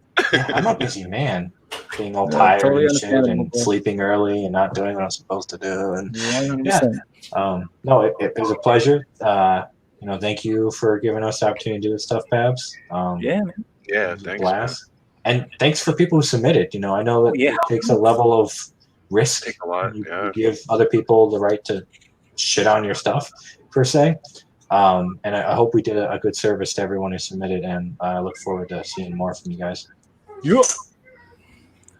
Real quick, Handrin, we are actually taking it in from the judge's standpoint. Like, that's how we're critiquing. That's how I was anyway. Yeah, me too. And there we go. I agree. We were definitely, I think since the beginning, we've kind of talked about it. Our point is to help you elevate to get to a point where your builds can stand competition. So yeah, if somebody kind of submits and says, hey guys, just want you to point out mistakes and not, comment on what it takes to enter or be judged at a competition. But I think most of us, that's our experience. So that's why we were coming from there. Well, it works both ways too. Yeah. If you build for competition, even if you don't submit, you'll still have a good product. It's on there, right? Well, Gunpla Ronin, aka Z. I'm on the IG. One second, Z. Hold on. We do have a question here. Yeah. Oh, yeah. Totally, man. Mhm. Totally submit Star Wars. Let's say scale models. I We're open judged for for scale Bandai's models. Star Wars competition. I totally can tell you all about Yeah. Star Wars. Yeah. Brother. And again, anybody who can't really tell you about Star Wars, we can just recycle out. That's what's Yeah. this show is so flexible. So I can R2D2. Yeah, and guys, whatever. I build not just Star Wars, but I build planes and cars too. So scale models. I mean, again, we don't have experience with hand painting minis because you're not building anything; you're just kind of painting and hand brushing. But as far as building goes, if it's a scale model, feel free to, But yes, Z, aka G Ronin or Gunpla Ronin. I hang out with Brian as well on his show on Tuesdays once in a while. Usually, I'm harassing people in the comment section on their streams.